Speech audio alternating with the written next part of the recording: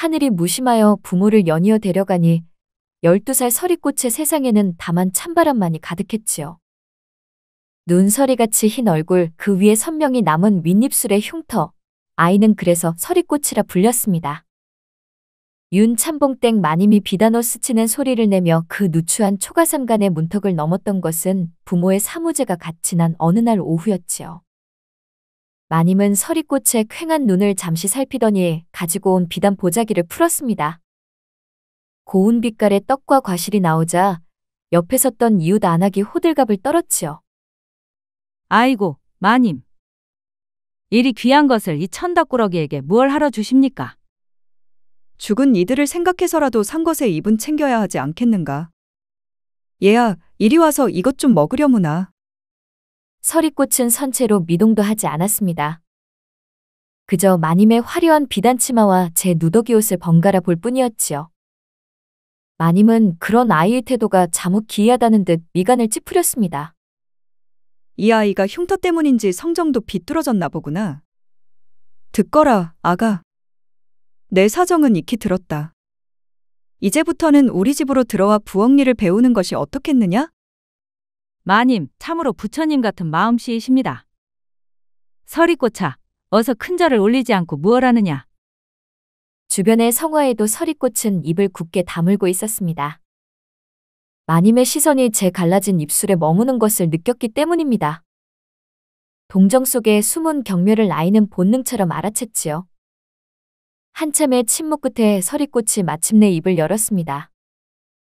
그 목소리는 가늘었으나 부러질지언정 휘지 않겠다는 강단이 서려 있었지요. 마님의 은혜는 황송하오나 받을 수 없습니다. 무엇이? 이 어미 없는 것이 제 분수도 모르고. 내가 지금 찬밥 더운 밥 가릴 처지더냐? 부모님께서 피땀으로 일구신 밭이 제게는 남았습니다. 그 손바닥만한 밭대기로 무얼 하겠다고.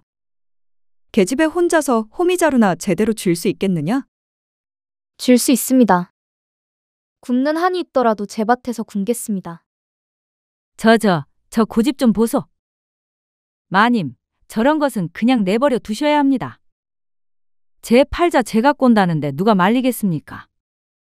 마님은 기가 막힌다는 듯 헛웃음을 터뜨렸습니다. 제 호의가 이리도 모욕적으로 거절당한 것은 처음이었겠지요.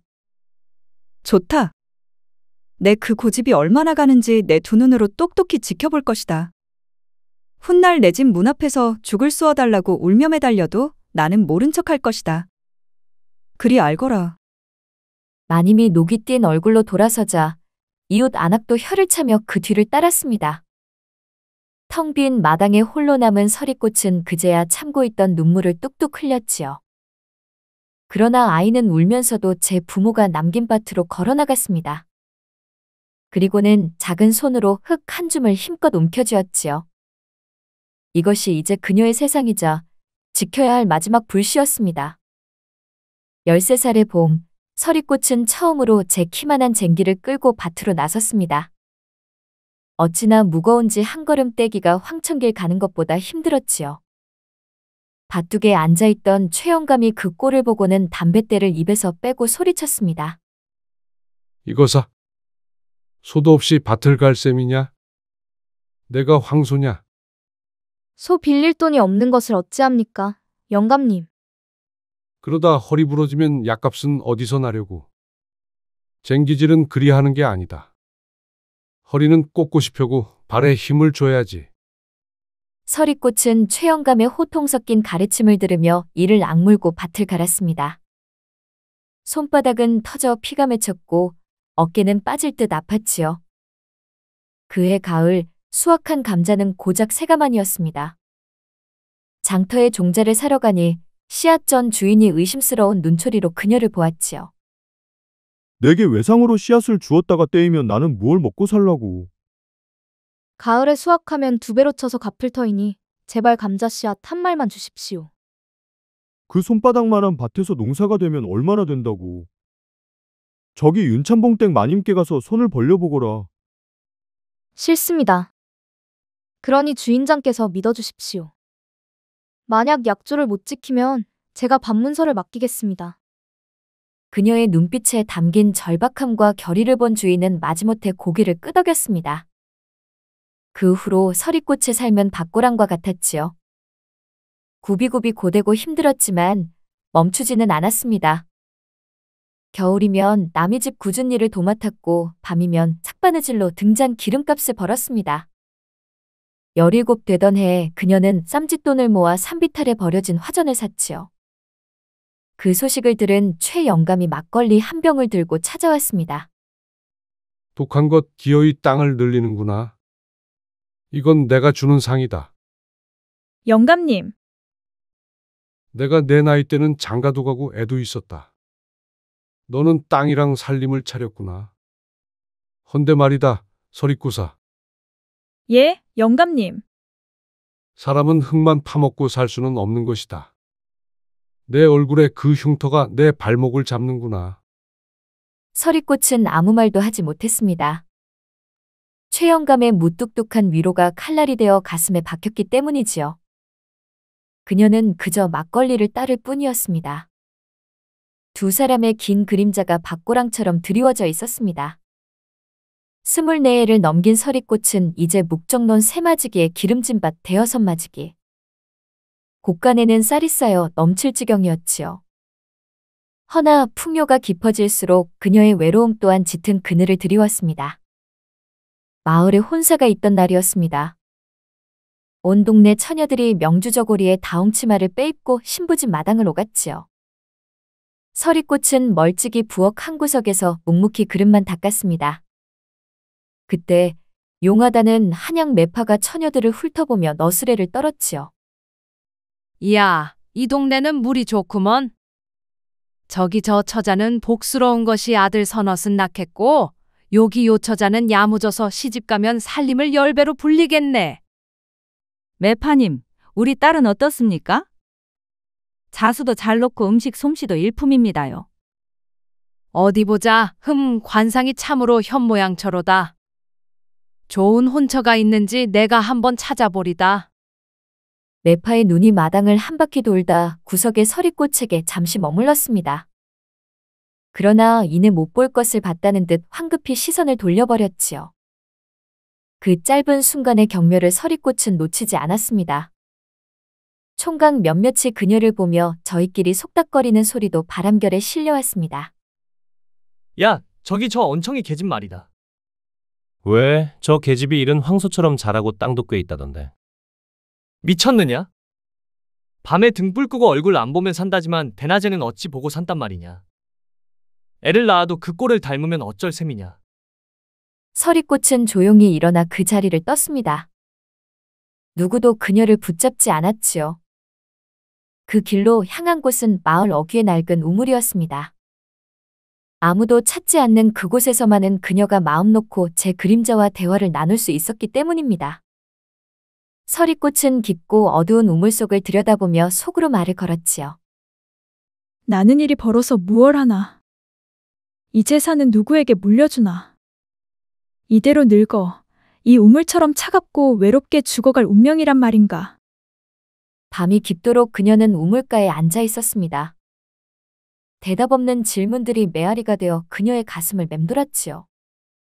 그녀의 슬픔은 아무도 길어올리는 이 없는 침묵의 우물처럼 그렇게 속절없이 깊어만 갔습니다. 25 되던 해가을, 만물이 결실을 맺는 계절의 서리꽃의 운명도 하룻밤 사이 달라졌지요.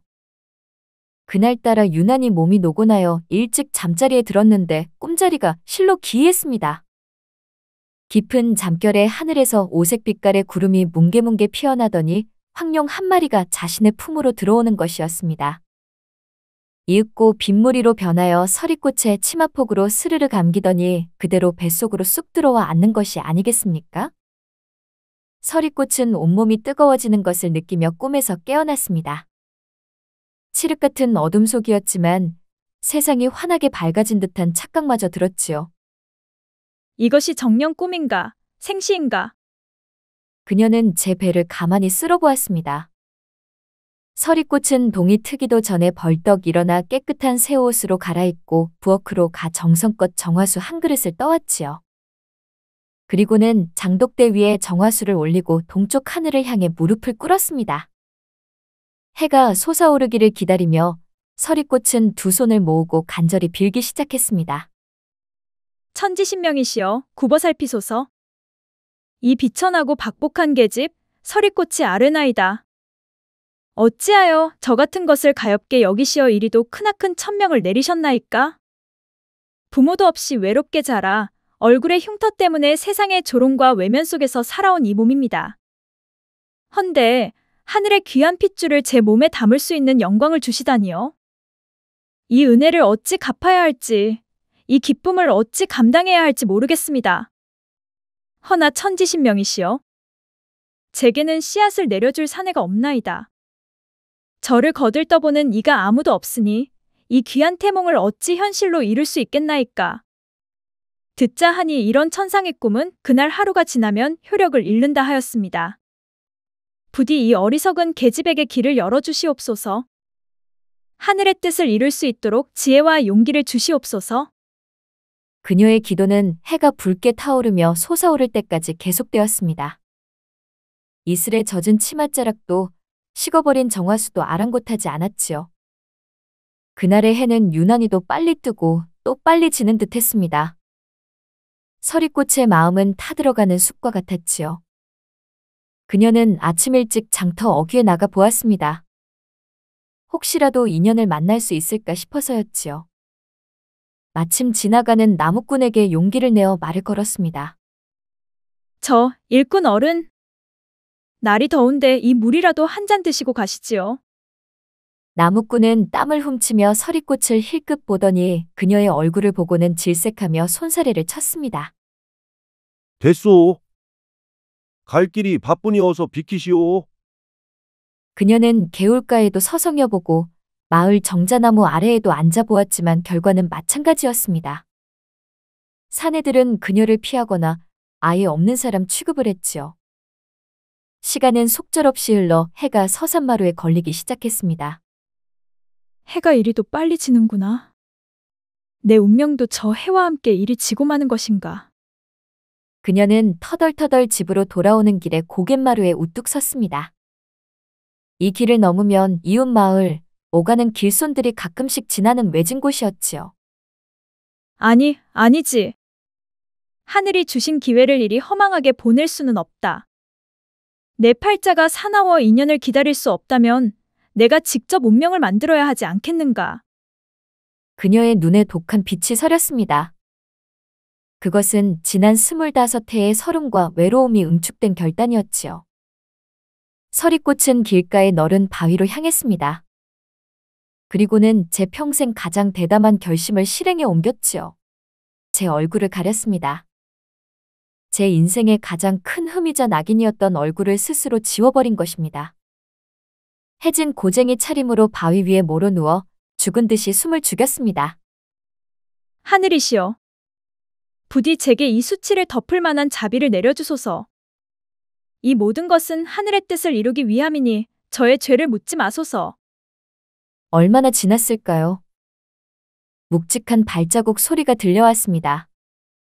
소리의 주인은 잠시 머뭇거리는 듯하더니 이내 다가와 손가락으로 그녀의 허리를 쿡 찔렀습니다.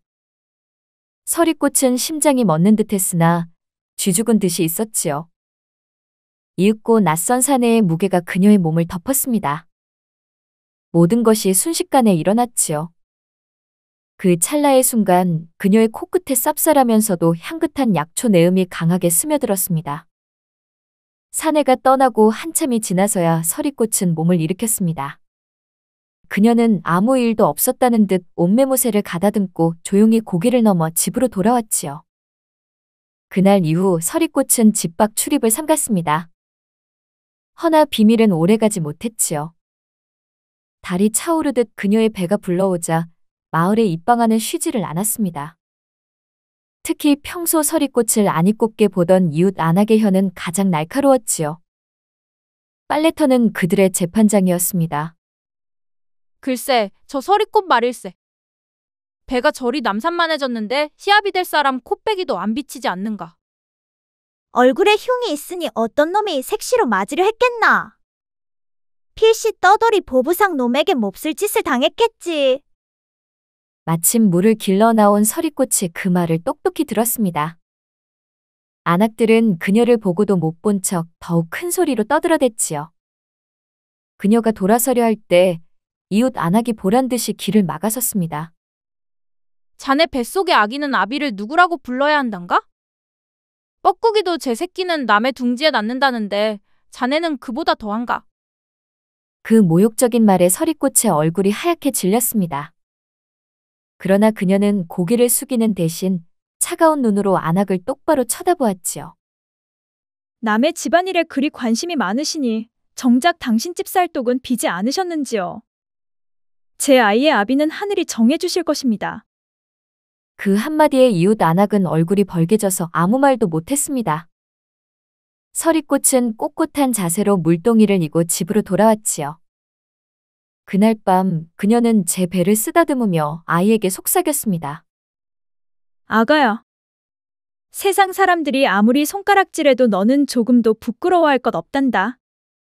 너는 비천한 어미의 몸을 빌렸으나 실은 하늘의 귀한 기운을 받아 태어날 몸이니라. 내 아비는 저작거리의 필부가 아니라 구름 위를 거니는 청룡이란다. 그러니 아가 부디 건강하게만 태어나다오. 이 어미가 세상의 모든 비바람을 막아줄 터이니. 그녀의 목소리는 누구에게도 들리지 않는 비밀스러운 주문과도 같았습니다. 10달이 차고 서리꽃은 옥동자를 낳았습니다. 아이는 놀랍게도 어미의 흉터를 조금도 닮지 않은 맑고 수려한 용모를 지니고 있었지요. 아이의 이름은 현이라 지었습니다. 현이는 어미의 믿음대로 비범하기가 이를 데 없었지요. 현이가 7살 되던 해 마을 서당의 훈장이 흥분한 얼굴로 서리꽃의 집을 찾았습니다. 내 아이들을 가르친 지 30년이지만 현이 같은 신동은 처음 봅니다. 아이고, 훈장님. 별 말씀을요. 그저 또래보다 책 읽기를 조금 좋아하는 것뿐입니다. 조금 좋아하는 정도가 아니오. 사흘 전에 중용을 떼더니 어제는 제게 와서 공맹의 도리가 현실 정치와 어찌 다른지를 묻지 않겠소. 내가 답을 못하여 진땀을 뺐소이다. 이 작은 서당은 현이가 머물기에는 너무 좁습니다. 조금 무리를 해서라도 한양으로 보내 큰 스승 밑에서 배우게 하시오. 나라의 동량이 될 제목입니다. 서리꽃은 그날로 아끼던 밭을 팔았습니다. 그리고 아들의 손을 잡고 한양으로 향했지요. 그 후로 모자의 소식은 바람결에나 간간히 들려왔습니다. 그러던 현이가 15되던 해 마을에 나졸 하나가 달려와 외쳤습니다. 이 마을에 사는 서리꽃의 아들 이현군이 과거 시험에서 장원을 하였소. 마을은 발칵 뒤집혔습니다. 언청이에 사생아라 손가락질하던 아이가 나라의 으뜸 인재가 되었다는 소식이었으니까요. 며칠 뒤 현이가 어사화를 머리에 꽂고 금이 환영했습니다. 마을 어귀까지 나온 사람들 중에는 윤천봉댁 식솔들과 예전에 그 이웃 안악도 있었지요. 서리꽃은 아들의 손을 잡고 눈물만 흘렸습니다. 더 이상 그녀를 언청이라 부르는 사람은 아무도 없었습니다. 모두가 그녀를 장원급제한 학자의 현명하신 어머니라 불렀지요. 그날 밤 현이가 어머니의 손을 잡고 물었습니다. 어머니, 이제는 고생 끝이옵니다. 헌데 제게는 아버님이 아니 계십니까? 현아, 내 아비는 이 어미의 가슴 속에 살아있단다. 아주 귀하고 높은 분이지. 어떤 분이시옵니까? 훗날 내가 더 큰 인물이 되면 그때는 어미가 모든 것을 이야기해주마. 서리꽃은 차마 고갯마루의 일을 아들에게 이야기할 수 없었습니다. 아들이 조정에 출사하여 높은 벼슬에 오르니 서리꽃의 삶은 호수처럼 평온했습니다. 아들이 보내오는 봉양은 넉넉했고 사람들은 모두 그녀를 존경했지요. 허나 달이 차면 기울 듯 모든 것이 채워지자 마음 한구석의 빈자리가 더욱 크게 느껴졌습니다. 대청마루에 앉아있던 서리꽃은 문득 그날을 떠올렸습니다. 고갯마루 바위의 차가운 감촉 그리고 제 운명 속으로 뛰어들었던 낯선 사내의 향기. 그 쌉쌀한 약초 내음이 어제의 일처럼 코끝에 맴돌았지요. 며칠 후 서리꽃은 아들에게 편지를 썼습니다. 몸이 찌뿌둥하여 약초로 유명한 이웃 고을에 잠시 다녀오겠다. 그리고는 조용히 길을 나섰지요. 이웃 고을의 약재상에 들러 약초를 구경하는 척하며 주인에게 물었습니다. 주인장, 이 고을에서 약초를 다루는 이가 당신뿐이오. 내 말고도 있습죠. 저기 윗마을에 가면 호라비로 혼자 약초를 캐다 파는 상철이라는 자가 하나 더 있어. 서리꽃은 가슴이 철렁 내려앉는 것을 느꼈습니다. 그녀는 수소문 끝에 상철이라는 사내의 집을 찾아갔지요. 허름한 초가집 마당에서 한 사내가 약초를 다듬고 있었습니다. 뒷모습만 보아도 강단 있는 체격이 낯설지 않았습니다. 서리꽃이 마당으로 들어서자 사내가 고개를 들었습니다. 누구요? 니신대 댁부인께서 이 누추한 곳까지. 사내는 서리꽃의 눈빛만 보고 그녀가 누구인지 짐작이 갔습니다. 그러다 뭔가에 맞은 듯한 느낌을 받게 되었습니다. 설마. 그날 술에 취해 제정신이 아니었소.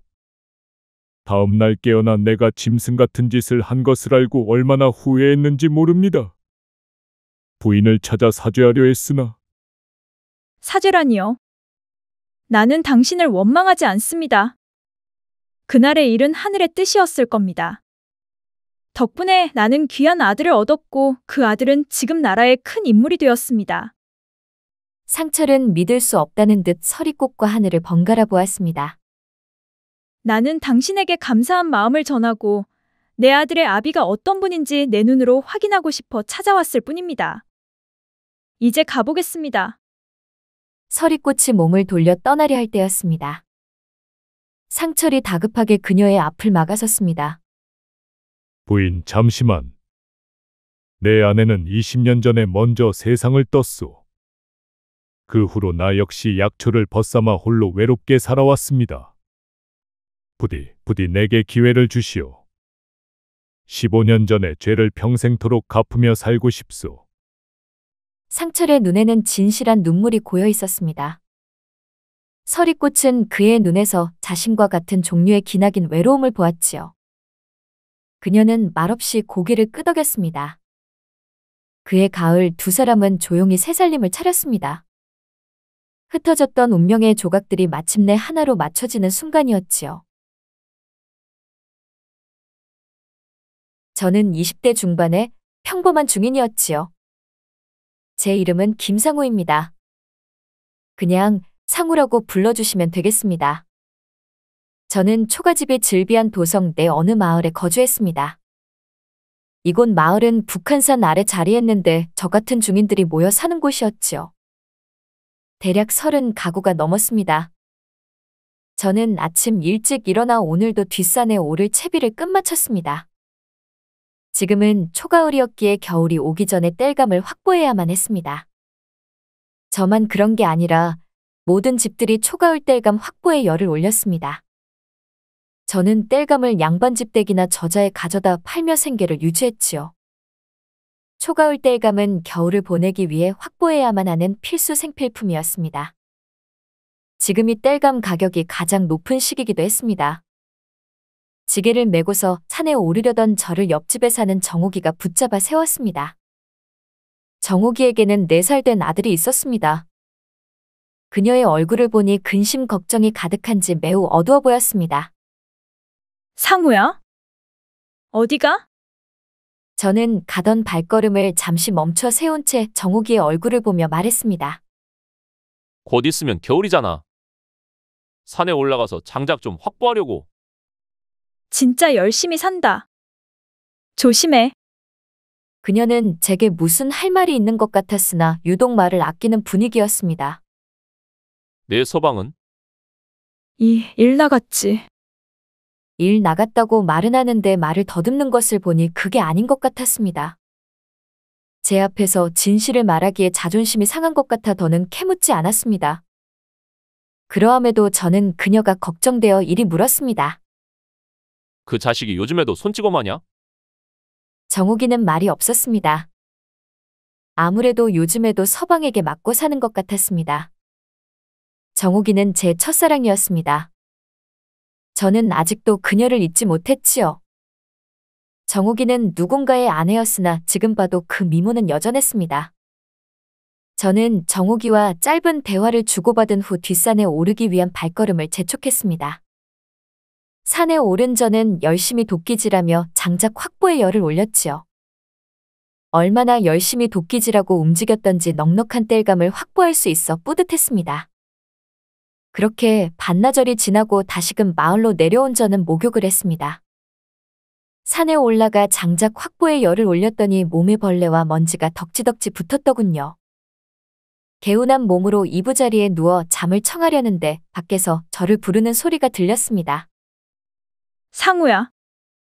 자. 정욱이의 생생한 목소리가 제가 드러누워 있던 안방까지 들려왔습니다. 정욱이가 늦은 밤에 저를 부른 적은 없었는데 무슨 일인지 궁금했습니다. 첫사랑이 잘 살면 모르겠는데 저리 맞고 사니 안쓰러우면서도 복잡한 심경이 들더군요. 눈에 보이지 않았다면 다행이었을 텐데 바로 옆집에 사니 신경이 쓰였습니다. 아니야, 아직 앉아. 잠시만 기다려. 안방 문을 열고 나온 저는 마당에 서 있는 정욱이를 보았는데 입술이 찢어져 있더군요. 요즘 잠잠하나 싶었는데 다시금 서방에게 두들겨 맞은 것 같았습니다. 저는 투박한 손으로 찢어진 그녀의 입술을 어루만졌습니다. 맞은 거야? 그녀가 얼굴을 돌리며 수줍게 말했습니다. 응. 목소리에 기운이 없어 보였습니다.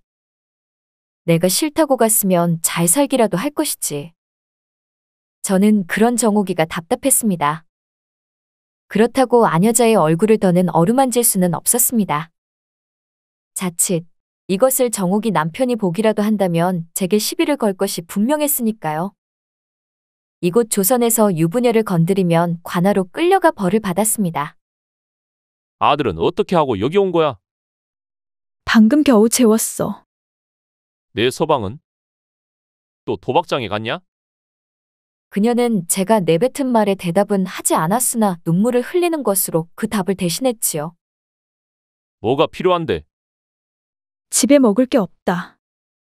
염치 없는 줄 아는데 쌀 좀 빌릴 수 있을까? 잠시만 기다려. 저는 부엌으로 들어가 쌀독을 열었습니다. 다행히 며칠 먹을 쌀이 있더군요.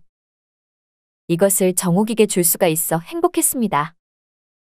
저는 바가지로 빡빡 긁어 이를 보자기에 담아 정욱이에게 건넸습니다. 고마워. 진짜 이 은혜는 평생 잊지 않을게. 진짜 고마우면 잘 살아라. 자꾸만 신경 쓰이게 하지 말고. 그렇지. 더 필요한 건 없어? 정욱이는 더 필요한 게 없다며 이 정도로도 충분하다고 하더군요. 저는 마음 같아서는 더한 것도 주고 싶었습니다. 정욱이가 어두운 표정으로 발걸음을 돌렸습니다. 자기 초가집으로 들어가더군요. 안방으로 들어온 저는 천장만 올려다보며 한참을 뒤척였습니다.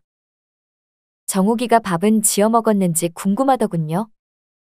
자꾸만 그 여자가 아른거렸습니다. 잘 지어 먹었겠지. 막말로 내 여자도 아닌데 이런 오지랖 부려봤자 무슨 소용이겠소. 저는 그렇게 생각한 채 잠을 자려는데 자꾸만 그녀의 얼굴이 천장에 아른거렸습니다.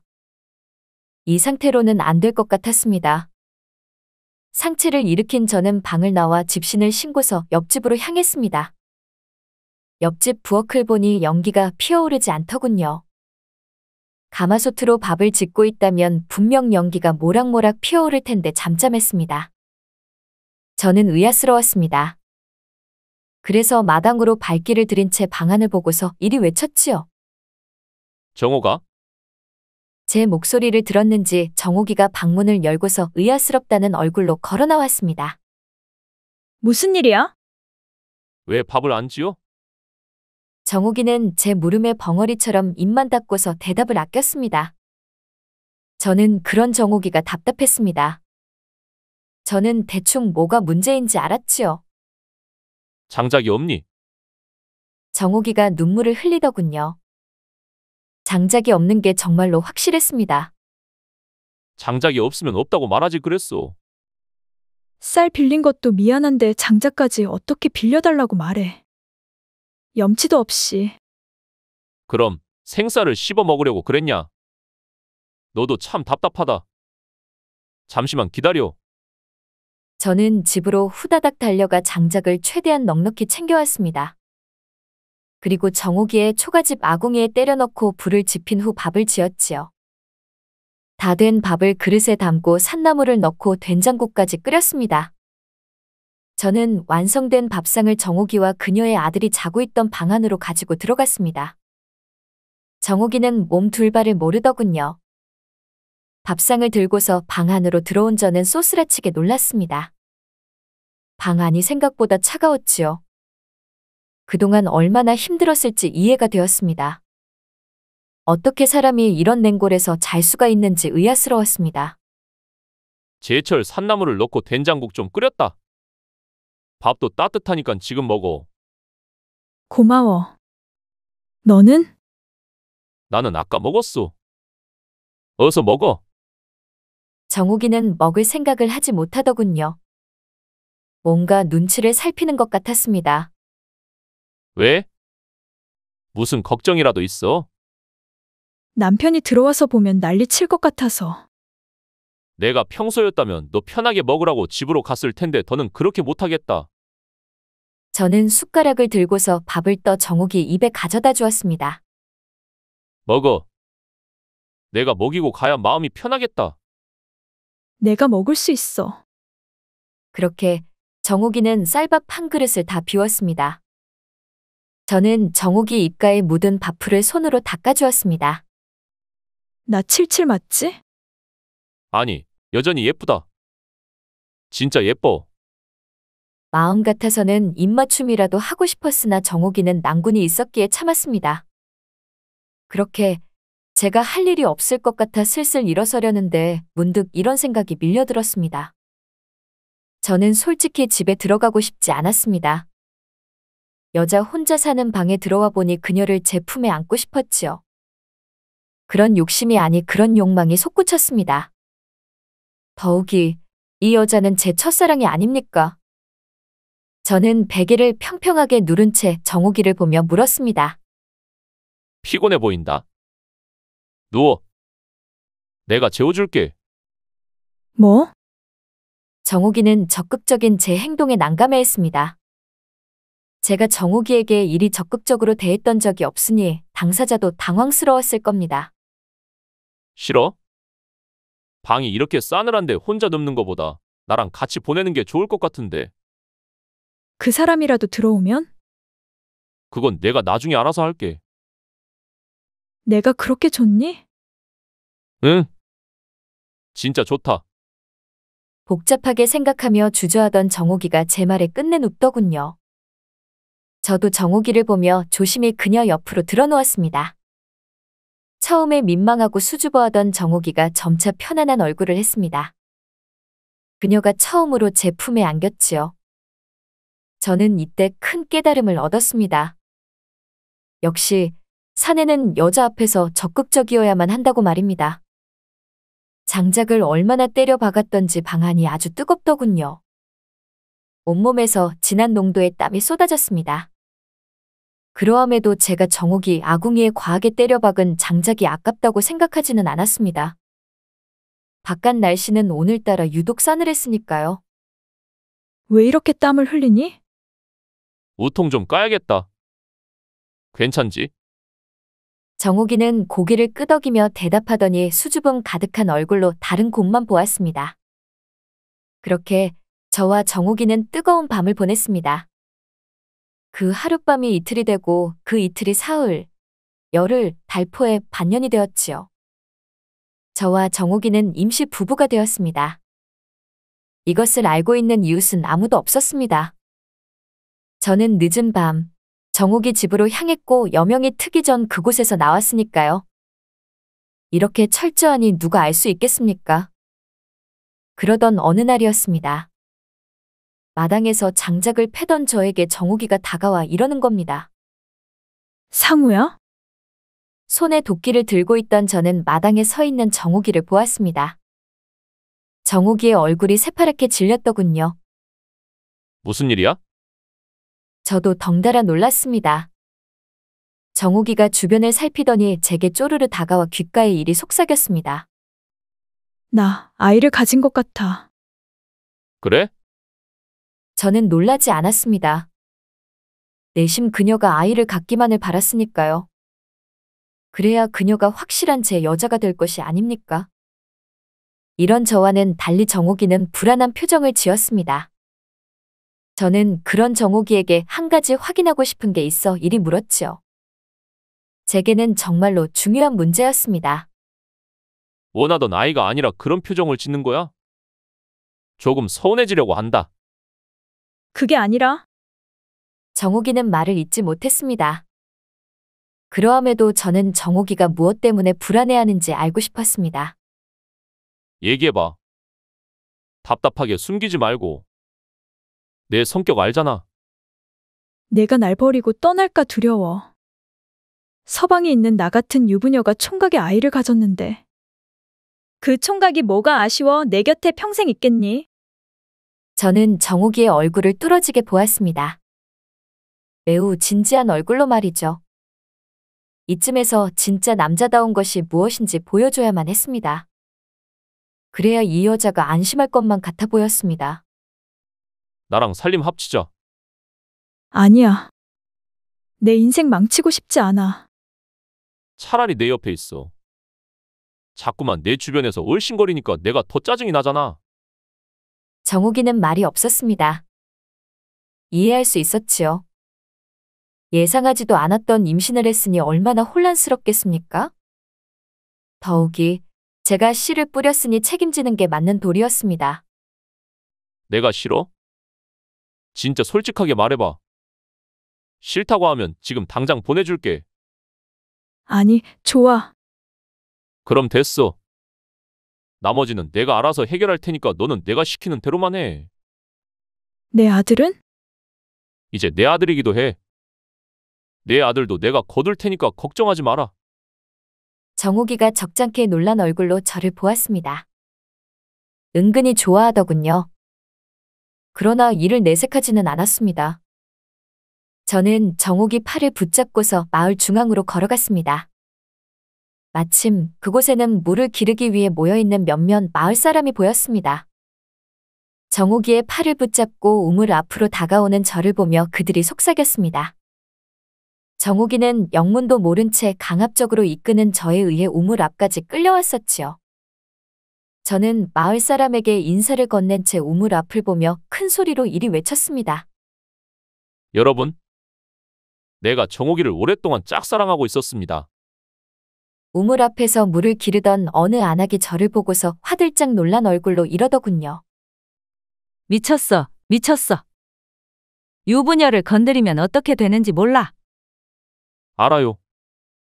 그런데 어찌합니까? 자꾸만 사내 가슴을 불태우는데 말입니다. 이 말을 듣고 있던 다른 안악은 또 이러더군요. 다른 여자도 있자뇨. 이 마을에 처녀가 얼마나 많은데. 처녀가 많으면 뭐합니까? 생긴 게 다 별론데 말입니다. 지금 우리 딸 험담하는 것인가? 말장난하기 싫고 어쨌건 저는 정옥이를 사랑합니다. 제 말에 우물 앞에 모여있던 마을 사람들이 혀만 내둘렀습니다. 사실 제가 한 번 한다면 하는 고집불통이었거든요. 세상에 정옥이는 한 명입니다. 그리고 우리 정옥이가 제 아이를 가졌습니다. 그러니까 이제 이 여자는 내 마누라입니다. 그러니 뒤에서 쑥덕거리지 마시오. 저는 마을 공동 우물 앞에서 이리 말하고서 다시금 제 집으로 걸어왔습니다.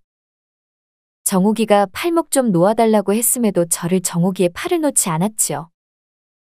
제 집으로 온 저는 붙잡고 있던 정옥이의 팔을 놓아줬습니다. 너무 극단적인 거 아니야? 굳이 이럴 필요가 있니? 이렇게 하지 않으면 우리 인연은 또 엇나갈 거야. 7년 전에도 그랬지. 너를 사랑했는데 양보했다가 이렇게 됐잖아. 그러니까 나보고 이제는 이래라 저래라 잔소리하지 마. 그리고 마을 사람들 입이 얼마나 가벼운 줄 알잖아. 그건 그렇지. 분명히 뒤에 속닥거릴 거야. 나는 내가 상처받는 거 죽어도 싫다. 상우야? 그렇게 내가 좋니? 너는 나 싫으냐? 아니, 좋아. 그런데 왜 내가 좋다는 말을 물어보는데? 사람 기분 나쁘게. 다시는 버림받고 싶지 않아. 그래서 물어본 거야. 너를 버리는 일은 절대로 없어.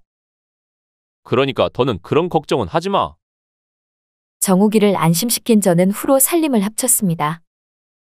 저도 불안했습니다. 정욱이가 제 옆에서 하루빨리 안정되기만을 바랐지요. 그렇게 2년이 지나니 저와 정욱이는 깨가 쏟아졌습니다. 행복하니 우리 둘은 죽을 때까지 평생 같이 있고 싶었습니다. 그런데 문제가 터졌습니다. 3년 동안 모습을 보이지 않던 정욱이 남편이 난데없이 찾아온 겁니다. 저와 동거 중인 사실을 알게 된 정욱이 남편이 제 멱살을 붙잡더군요. 어찌나 성난 황소 같던지 겁이 나긴 했습니다. 그러함에도 내 여자를 지키려면 저도 성과를 부려야만 했습니다. 건드릴 여자가 없어서 유부녀를 건드려. 너 오늘 진짜 죽었어? 저는 제 멱살을 붙잡고 있던 정욱이 남편의 손길을 뿌리치며 거친 목소리로 말했습니다. 어쨌건 조선에선 목소리 큰 놈이 장땡이었습니다.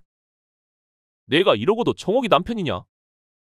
사내 자식이 좋다고 씨를 뿌렸으면 성실하게 일해서 가정을 책임져야지. 어디서 이제 나타나서 서방이라고 떠들어. 저는 정욱이 남편 얼굴을 주먹으로 때렸습니다. 제 주먹을 맞고 쓰러진 그가 다시금 일어서 제 멱살을 붙잡더군요. 눈에 도끼가 강렬했습니다. 아무래도 쉽게 끝날 기미가 보이지 않았지요. 정욱이 남편은 우리 둘을 가만두지 않겠다며 저를 관하로 끌고 가려 했습니다. 저는 마음 같아서는 저 자식 얼굴을 더 쥐어패고 싶었으나 정욱이를 생각해 참았습니다. 어쨌건 이를 키워서 좋을 게 없었지요. 어떻게든 이 새끼를 달래는 게 중요했습니다. 저는 저를 관하로 끌고 가려는 정욱이 남편의 등을 보며 이리 말했습니다. 이 말을 듣는다면 그 누구라도 혹할 것입니다. 정옥이 내게 팔아라. 내가 후하게 쳐주마. 투전에 환장한 노민이 분명 돈으로 유혹한다면 넘어올 것이라 확신했습니다. 그는 가던 걸음을 멈춘 채 저를 보더니 이리 말해왔습니다. 얼마나 줄 거요? 이 초가집을 주겠다. 이만하면 괜찮지 않은가? 어디 가면 이만한 돈은 구하기 힘들 걸세. 잠시 고민하던 그가 저를 보며 이리 말했습니다. 쭈글쭈글한 그 여자가 그렇게 좋습니까? 지금도 당신 마누라요. 어떻게 그리 말할 수 있소? 난 지금 내 부인보다 돈이 더 중요하오. 돈이 말이오. 알았으니 팔 거요 말 거요? 지금 당장 팔겠소. 대신 다시는 나와 정옥이 앞에 나타나지 마시오. 당신 아들도 내 아들이고 당신 부인도 이제 내 여자요. 저는 초가집을 판 돈으로 정욱이를 데려왔습니다. 갈 곳이 사라져버렸던 저는 정욱이가 살던 집으로 들어갔지요.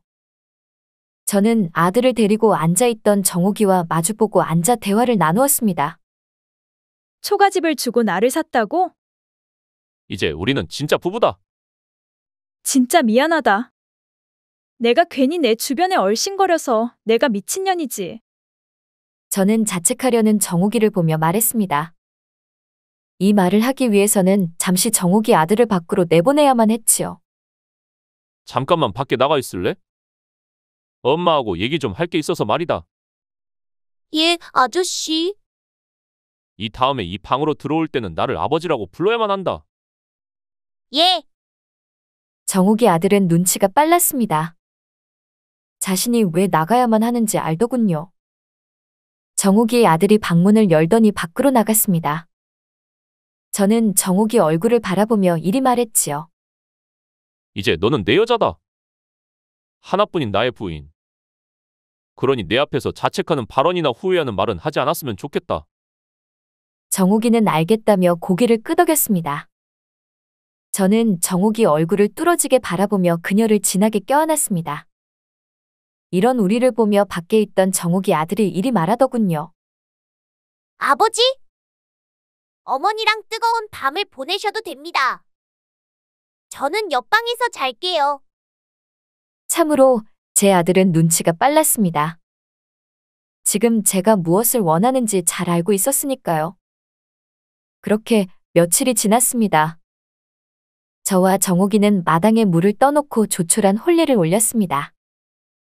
형편이 넉넉하지 않아 성대한 혼례는 무리였으나 이것으로도 만족스러웠습니다. 저와 정옥이가 머물던 초가집으로 몰려온 마을 사람들은 하나같이 이러더군요. 뭐가 아쉬워 오랫동안 살고 있던 초가집까지 처분해 저 여자와 혼례를 올리냐고 말입니다. 그런데 그거 아십니까? 사람은 살면서 한 번쯤 자신이 좋아하는 무언가에 모든 걸 쏟아보는 도박도 해봐야 합니다. 저에게는 이 여자가 그런 여자였습니다. 여러분께서도 그런 분이 계셨다면 좋겠습니다. 여러분의 가정에 평화와 행복이 가득하시기를 바랍니다. 감사합니다. 저기? 소녀가 이 강을 건너려고 하는데 혹시 월천꾼이신가요? 저도 이 강을 건너려는 외지인입니다. 월천꾼이 어디로 갔는지 보이지 않더군요. 월천꾼은 사람을 등에 업고서 개울이나 강 건너편까지 데려다주는 일을 말했습니다. 조선은 반상의 법도가 지어맺기에 여자가 아무 곳에서나 신발을 벗을 수 없었습니다. 만약 여자가 아무 곳에서나 신을 벗는다면 그건 문매를 의미했습니다. 어머, 죄송합니다. 저는 선비님께서 월천꾼인 줄 알고 이런 무례를 범했습니다. 아니요, 괜찮습니다. 누가 봤어도 제 몰골이 월천꾼이라 그리 여겼을 겁니다. 낭자는 초조한 표정으로 중얼거렸습니다. 그렇게 말씀해 주시니 감사합니다. 그나저나 이 일을 어쩐다? 저는 지나치게 빼어난 미모를 자랑하는 그녀가 어떤 사연이 있는지 궁금했습니다. 도대체 무슨 일이기에 이 강을 건너야만 하는지 말입니다. 실례가 안 된다면 무슨 일인지 여쭤봐도 되겠습니까? 그녀는 말을 아끼며 잠시 고민하더니 이내 자기 고민을 진중하게 털어놓았습니다. 아비가 위독하십니다. 약방에 가서 복용 중인 약을 처방받아야 하는데 이를 어찌합니까? 그러려면 이 강을 건너야만 하거든요. 그렇지 않으면 꼬박 하루를 걸어서 돌아가야 합니다. 내가 깃털 같은 그대를 업어드려도 되겠습니까? 저도 5년 전 역병으로 아내를 잃어서 그 고통이 무엇인지 잘 압니다. 그러니 오늘 처음 본 어여쁜 낭자를 도와드리고 싶네요. 저는 조선 팔도를 떠돌아다니는 방랑자였습니다. 멀쩡했던 제가 이리 떠도는 팔자가 된 이유는 5년 전 죽은 아내 때문이었습니다. 저는 아내를 무지하게 사랑했습니다. 우리 부부는 참으로 사이가 좋았었습니다. 그런 아내는 오랜 지병으로 세상을 떠났습니다. 아내의 3년상을 마친 저는 그리운 마음을 달래기 위해 전국을 떠돌아다녔습니다. 제가 지금 서 있던 지역은 강원도에 자리한 어느 산골 마을이었습니다. 어쨌건 저는 강을 건너야만 한다는 낭자를 얻고서 유속이 느린 물살을 가로질렀습니다. 예쁜 여자를 위해서라면 사내가 이 정도 일은 해야 하지 않겠습니까? 월천꾼도 아니신데 이리 신세를 져서 어찌합니까? 괜찮습니다. 이럴 때가 아니면 언제 이리 예쁜 여인을 업어보겠습니까? 저는 낭자를 업고 있어 얼굴을 볼 수는 없었으나 꽤 수줍어하는 것 같았습니다. 사실 이 낭자는 죽은 제 아내와 생김새가 비슷했습니다. 그러니 저도 모르게 끌렸나 봅니다. 입고 있는 옷으로 보아 이곳 사람은 아니신 것 같은데 어디서 오셨습니까? 저는 강이 건너편만 보며 말했습니다. 강바닥이 울퉁불퉁하여 걷는 데에 집중해야만 했지요. 저 먼 한양에서 왔습니다. 어머, 한양이요? 왜 그러십니까? 제 소원이 한양에 놀러 가는 겁니다. 한양에서 온 사내라니 정말 신기합니다. 말이 도성이지 이곳과 큰 차이는 없습니다. 사람 사는 거 다 똑같습니다. 실례가 안 된다면 신분을 여쭤봐도 되겠습니까? 볼 것 없는 양반입니다. 어쩐지 말투나 걸음에서 고급스러운 뭔가가 느껴지더군요. 그렇습니까? 예, 그런데 부친께서는 어디가 편찮으신 겁니까? 오래전부터 욕창에 시달리고 계십니다. 때문에 약을 드셔야 하는데 마침 약이 떨어지지 않았겠습니까? 제가 무슨 정신으로 약이 떨어진 것도 몰랐는지 모르겠습니다. 저와 함께 강을 건너는 낭자의 사연을 들어보니 마음이 참으로 씁쓸하더군요. 아픈 사람을 돌본다는 건 어지간히 힘든 일이 아닙니다. 그건 직접 겪어보지 않으면 아무도 모릅니다. 저는 그녀의 사연을 듣고 나서 한 가지 의문이 생겼습니다. 욕창이라면 참으로 지독한 병인데 고생이 많으시겠습니다. 그나저나 올 때는 어떻게 하실 생각이십니까? 이거 제가 건너가고는 있으나 여인네가 감당하기엔 힘든 물살입니다. 거기까진 생각하지 못했습니다.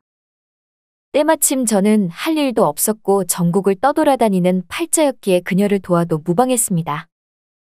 선행을 많이 행한다면 5년 전 하늘나라로 올라간 아내에게 도움이 될 것이라 여겼습니다. 저와 함께 가시지요. 제가 의원까지 모셔다 드리고 갈 때도 거뜬히 업어다 드리겠습니다. 초면에 이런 신뢰를 범해 죄송합니다. 정말 괜찮겠습니까? 실례라니요. 괜찮습니다. 다 제가 좋아서 하는 일이니까요. 폭이 넓은 강을 건넌 저는 등에 업고 있던 낭자를 내려놓고서 함께 약방으로 걸어갔습니다. 약방으로 향하는 내내 저와 그녀는 말이 없어 서먹했으나 이 분위기가 싫지는 않았습니다. 한참을 걷는 것 같았는데 어느새 약방 앞에 도착해 저와 낭자는 깜짝 놀랐습니다.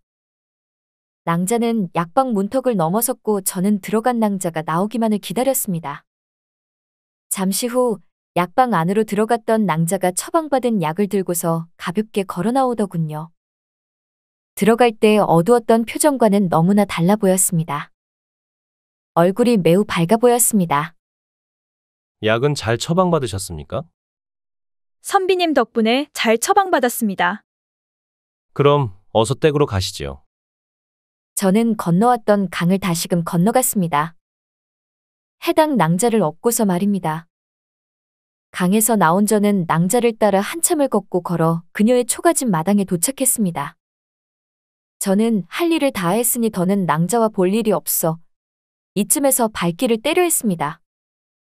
그러자 이런저를 보더니 아쉬움 가득한 얼굴을 한 낭자가 이리 잽싸게 말하더군요. 선비님? 어디 가십니까? 낭자에게 더는 볼 일이 없지 않겠소.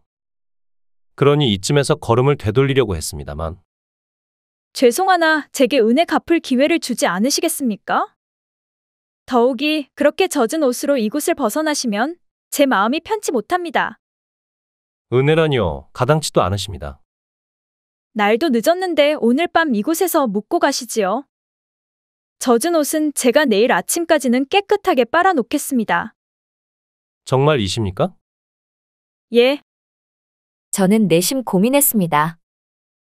그러자 이런저를 보며 낭자가 이리 묻더군요. 제가 불편하십니까? 소녀는 서운해지려고 합니다. 그게 아니라 괜한 민폐는 아닌지 걱정이 돼요. 그렇게 생각하지 않으셔도 됩니다. 저도 엄청난 신세를 지지 않았습니까? 그녀는 초롱초롱한 눈망울로 저만 바라보았습니다. 저는 잠시 갈등했으나 주변을 둘러보니 날이 제법 어두워져 이곳에서 하루 묵기로 했습니다. 어쨌건 잘 되었다 싶었습니다. 그렇지 않아도 묵을 곳이 필요한 상황이었거든요. 그럼 하루 신세 져도 되겠습니까? 제가 불편함이 없도록 잘 모시겠습니다. 그럼 사용하지 않은 작은 방에 이부자리를 봐드릴 테니 오늘은 거기서 주무시지요. 저는 낭자가 안내해준 작은 방으로 들어갔습니다. 방이 그리 크지도 않고 작지도 않아 포근하고 아늑해 보였습니다. 낭자는 피곤할 테니 푹 쉬라면서 저를 방에 넣어놓고서 발걸음을 물렸습니다. 저는 메고 있던 짐을 풀어놓고 걸치고 있던 도포 자락과 덧신을 벗고서 누웠습니다. 옷에 강물이 묻어 진짜 축축하더군요. 저는 이것을 문 밖으로 빼놓았습니다. 낭자는 아무런 말 없이 이를 가져갔고 마당에서 길러온 물로 빨래를 하는 것 같았습니다. 저는 불편한 마음을 내려놓은 채 오랜만에 포근한 잠자리에 누웠습니다. 그렇게 졸음이 쏟아지려는데 방문 밖에서 낭자의 목소리가 들려왔습니다. 밖을 보니 매우 늦은 밤이었습니다. 선비님? 주무십니까? 저는 이 늦은 시간에 낭자가 저를 왜 찾는지 궁금했습니다. 무슨 일은 없는지 의아스러웠지요. 저는 눕혀두었던 상체를 황급히 일으켜 세운 뒤 방문 너머를 보고선 이리 답했습니다. 아직 취침 전입니다. 잠시 들어가도 되겠습니까? 예, 들어오셔도 됩니다. 낭자가 방문을 열고서 제 방으로 들어왔습니다. 무슨 일이십니까? 아버지께 선비님 이야기를 털어놓았더니 좀 보자고 하십니다. 괜찮으시겠습니까? 낭자 아버지께서 말입니까? 예, 저도 무슨 일로 그러는지 알 수가 없습니다. 저는 괜찮습니다. 그럼 안방으로 건너가시지요. 낭자는 저를 낭자 아버지가 누워 계시는 안방으로 안내했습니다. 낭자가 그러더군요. 안방은 말이 안방이지 병상이나 다름없다고 말입니다. 병상이면 어떻고 아니면 어떻습니까? 사람 사는 곳이야 늘 똑같지요. 그리 생각해 주시면 저야 감사하죠. 그나저나 아버지가 왜 보자는지 모르겠습니다. 가보면 알겠죠. 방문을 열고 안으로 들어가자 낭자의 아버지가 누워있는 모습이 보이더군요. 낭자의 아버지께서는 누운 상태로 멀뚱멀뚱 두 눈만 뜨고서 저를 반겼습니다. 그 모습이 참으로 초췌해 보였습니다. 제가 일어서지를 못하는 점 송구하게 생각합니다. 아닙니다, 어르신. 저는 욕창으로 누워있던 낭자의 아버지께 큰 절을 올린 채 낭자와 나란히 앉았습니다. 무슨 일로 저를 보자고 하셨습니까? 낭자의 부친은 잠시 말을 아끼더니 저를 보며 이리 말했습니다. 제 딸아이를 거두어 주십시오. 자기 딸을 거두어 달라는 낭자 부친의 말에 저는 깜짝 놀랐습니다. 저는 이미 혼례를 올린 몸입니다. 제 딸아이에게 들었습니다. 3년 전 역병으로 안 사람을 잃으셨다고 말입니다. 어르신? 제게 이런 부탁을 하시는 이유가 무엇입니까? 조선 팔도의 절반이 사내이고 나머지 절반이 여인입니다.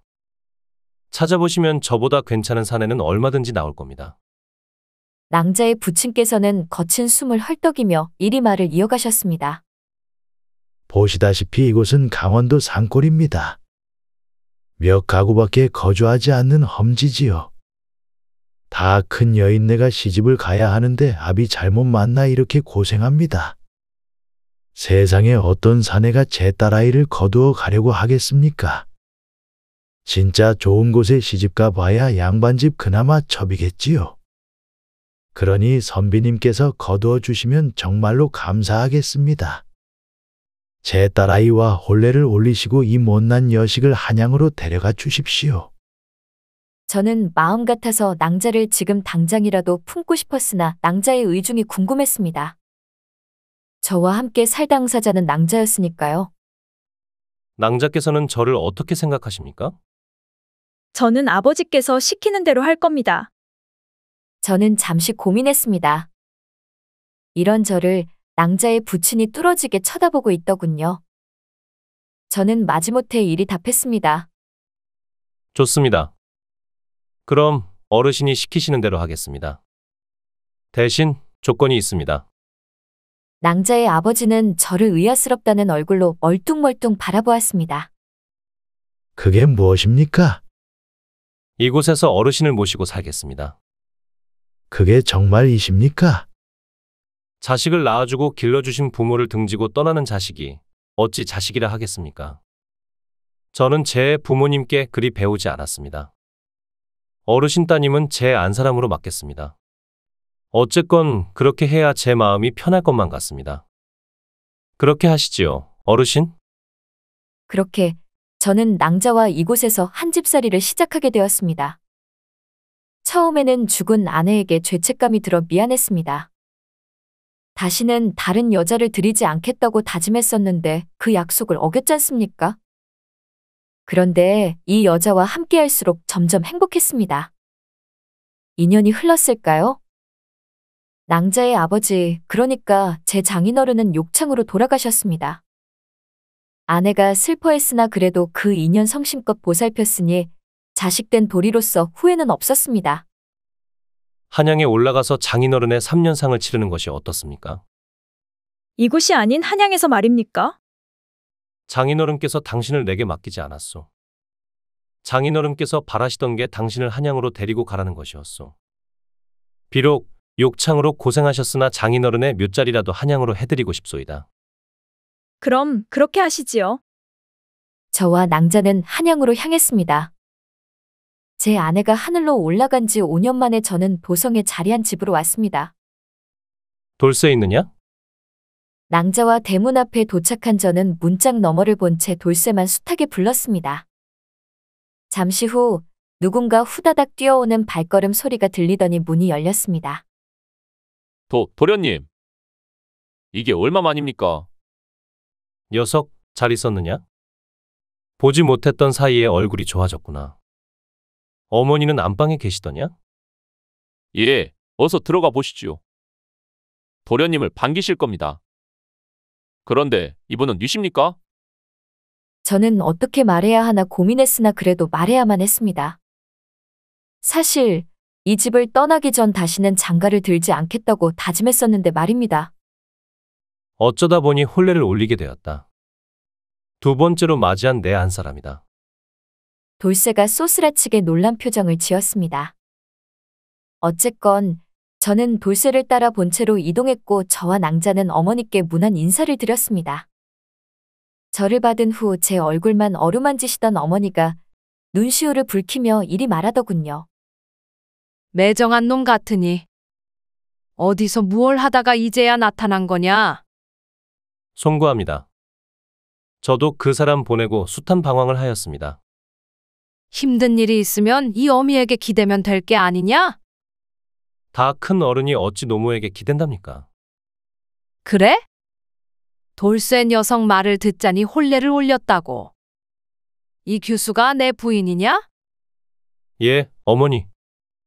강을 건너기 위해 월천꾼을 기다리던 걸 제가 업어주었습니다. 참으로 신기한 인연이로구나. 어머니께서는 제 옆에 앉아있는 낭자를 보며 이리 말씀하셨습니다. 낭자의 두 손을 맞잡으며 따뜻하게 말입니다.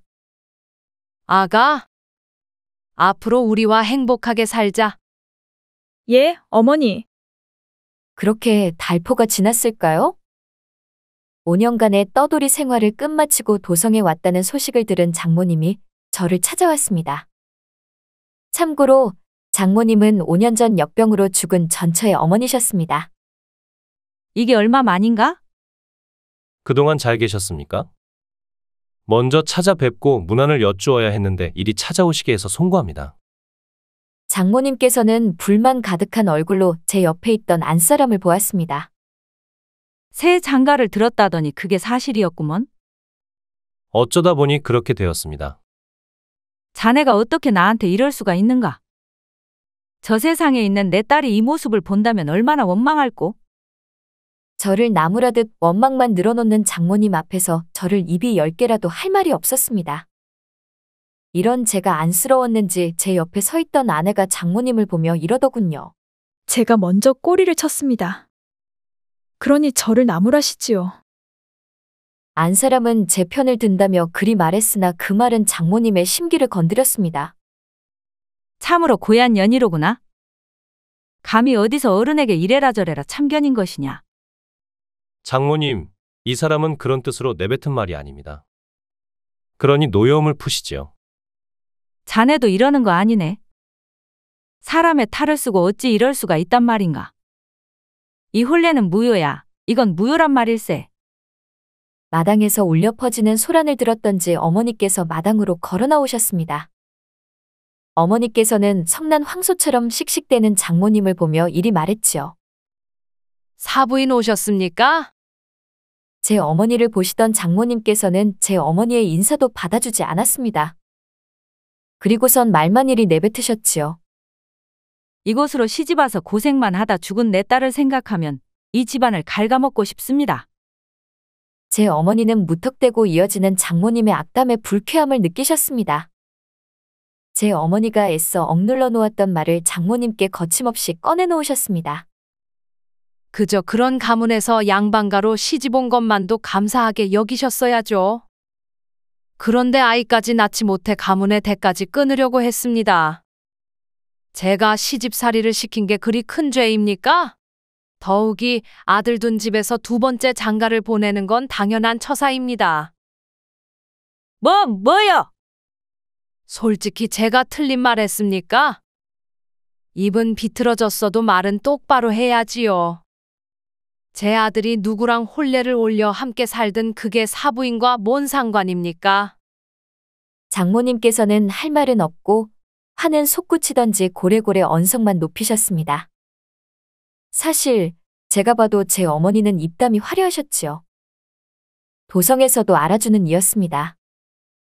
어쨌건 장모님께서는 분을 이기지 못한 채 문턱을 넘어 후퇴하셨습니다. 그날 저녁이었습니다. 저는 제 아내와 잠자리에 들기 전 짧은 대화를 나누었습니다. 아까 있었던 일에 관한 내용이었습니다. 괜히 저로 인해서 곤란한 상황에 직면하게 되었습니다. 부인 때문은 아니니 걱정하지 마시오. 그나저나 어머니께서 지나치게 악담을 퍼부은 건 아닌지 모르겠습니다. 그래도 딸을 잃어 그 슬픔이 가득하실 텐데요. 나도 그 마음을 모르는 건 아니나 장모님도 당신께 그렇게 행동하면 안 되었소. 그건 그래도 아까 일은 내려놓으시고 일단 눈 좀 붙입시다. 피곤하구려. 다음 날 아침이 되었습니다. 이부자리에서 겨우 눈을 뜬 저는 옆에 있어야만 하는 아내가 없자 돌쇠를 찾았습니다. 안 사람이 보이지 않는구나. 어디에 있는 것이냐? 작은 마님께서는 전 마님 어머님 댁에 가셨습니다. 저는 돌쇠의 말을 믿을 수가 없어 다시금 물었습니다. 그게 무슨 소리냐? 그 여자가 장모님 댁에는 왜? 안쓰럽다며 직접 찾아뵙고 사죄를 올리고 싶다고 하셨습니다. 아비를 잃은 마음을 아니 딸을 잃은 마음이 이해된다면서요. 저는 곧장 아내의 뒤를 따라갔습니다. 아내가 장모님께 해코지라도 당할 것이 두려웠습니다. 그 여자는 무슨 죄입니까? 한참을 걷고 걸었더니 저 멀리 초가집이 보였습니다. 저는 거친 숨을 헐떡이며 장모님이 거주 중이신 초가집 마당으로 입성했지요. 그런데 이게 웬일입니까? 장모님과 제 안사람이 화기애애하게 웃으며 대화 중이었습니다. 저는 이 같은 사실이 믿기지 않아 두 눈만 비벼댔지요. 이게 어떻게 된 겁니까? 제 목소리를 들은 안사람이 마당으로 들어서는 저를 보며 이리 말하더군요. 서방님? 옆에 있던 장모님께서도 저를 보며 이리 말했습니다. 어제는 내가 미안했네. 사람이 그러면 안 되는 것인데 내가 자네에게 서운했나 봐. 제 아내가 저를 보며 이리 말하더군요. 아침 일찍 이곳에 왔습니다. 돌아가신 따님을 대신해 사죄를 드리고 싶어서 말입니다. 그러면서 욕창으로 돌아가신 아버지 얘기를 했더니 어머니께서 저를 안아주셨습니다. 제 눈에 들어온 두 사람의 모습은 참으로 다정해 보였습니다. 물론 적잖게 서먹한 부분은 있었지만요. 두 번째 만남치고는 나쁘지 않았습니다. 그런 일이 있었소. 나는 그런 줄도 모르고. 제게 오늘 어머니가 생겼습니다. 저는 의아스러운 얼굴로 안사람을 보았습니다. 그러자 장모님께서 저를 보시며 이리 말씀하시더군요. 자네? 참으로 좋은 부인을 얻었네. 내가 사람 여러 봤지만 이리 인성 좋은 교수는 처음일세. 후로 제 아내는 하루가 멀다 않고 장모님을 찾아와 문안 인사를 올렸습니다. 비록 가까운 사이도 아니었고 평범한 인연도 아니었으나 그렇게 정이 쌓이니 친해지더군요. 그렇게 시간이 흐르니 제 아내와 장모님은 친모녀보다 가까운 돈독한 사이가 되었습니다. 요즘은 제 어머니보다 장모님께서 제 안사람을 더 좋아하십니다. 아무쪼록 사람으로 인해 생긴 상처 사람으로 치유해 건강히 오래 사셨으면 합니다.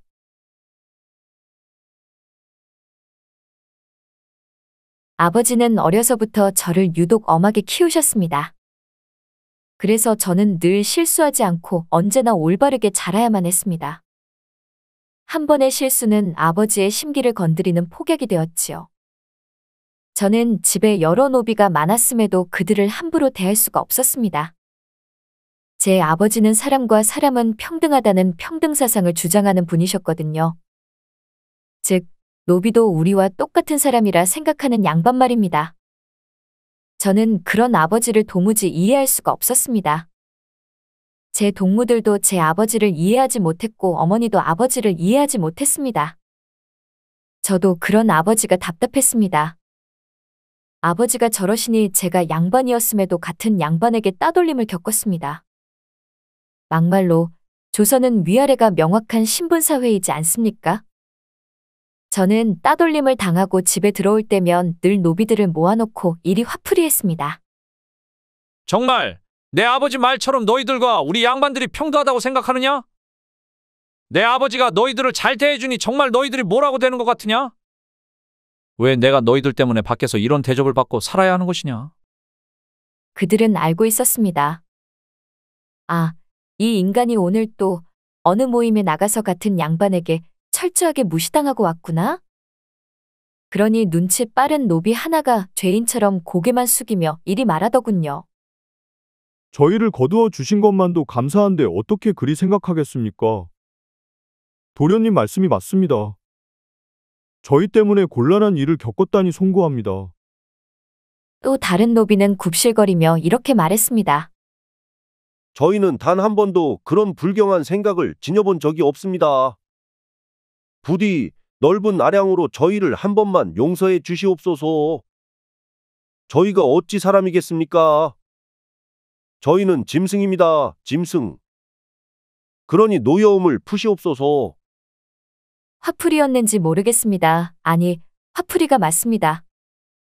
밖에서 좋지 않은 일을 겪고 온 제가 흥분하고 답답해서 벌인 일 말입니다. 이번 일을 어떻게 알았는지 아버지가 저를 처소로 조용히 부르셨습니다. 저를 찾으셨다고 들었습니다. 아버지는 매서운 눈빛으로 저만 노려보았습니다. 말없이 한참을 노려보기만 하더군요. 노비들을 꾸짖었다고 들었다. 그게 사실이더냐? 저는 무서워 아버지 얼굴을 볼 수가 없었습니다.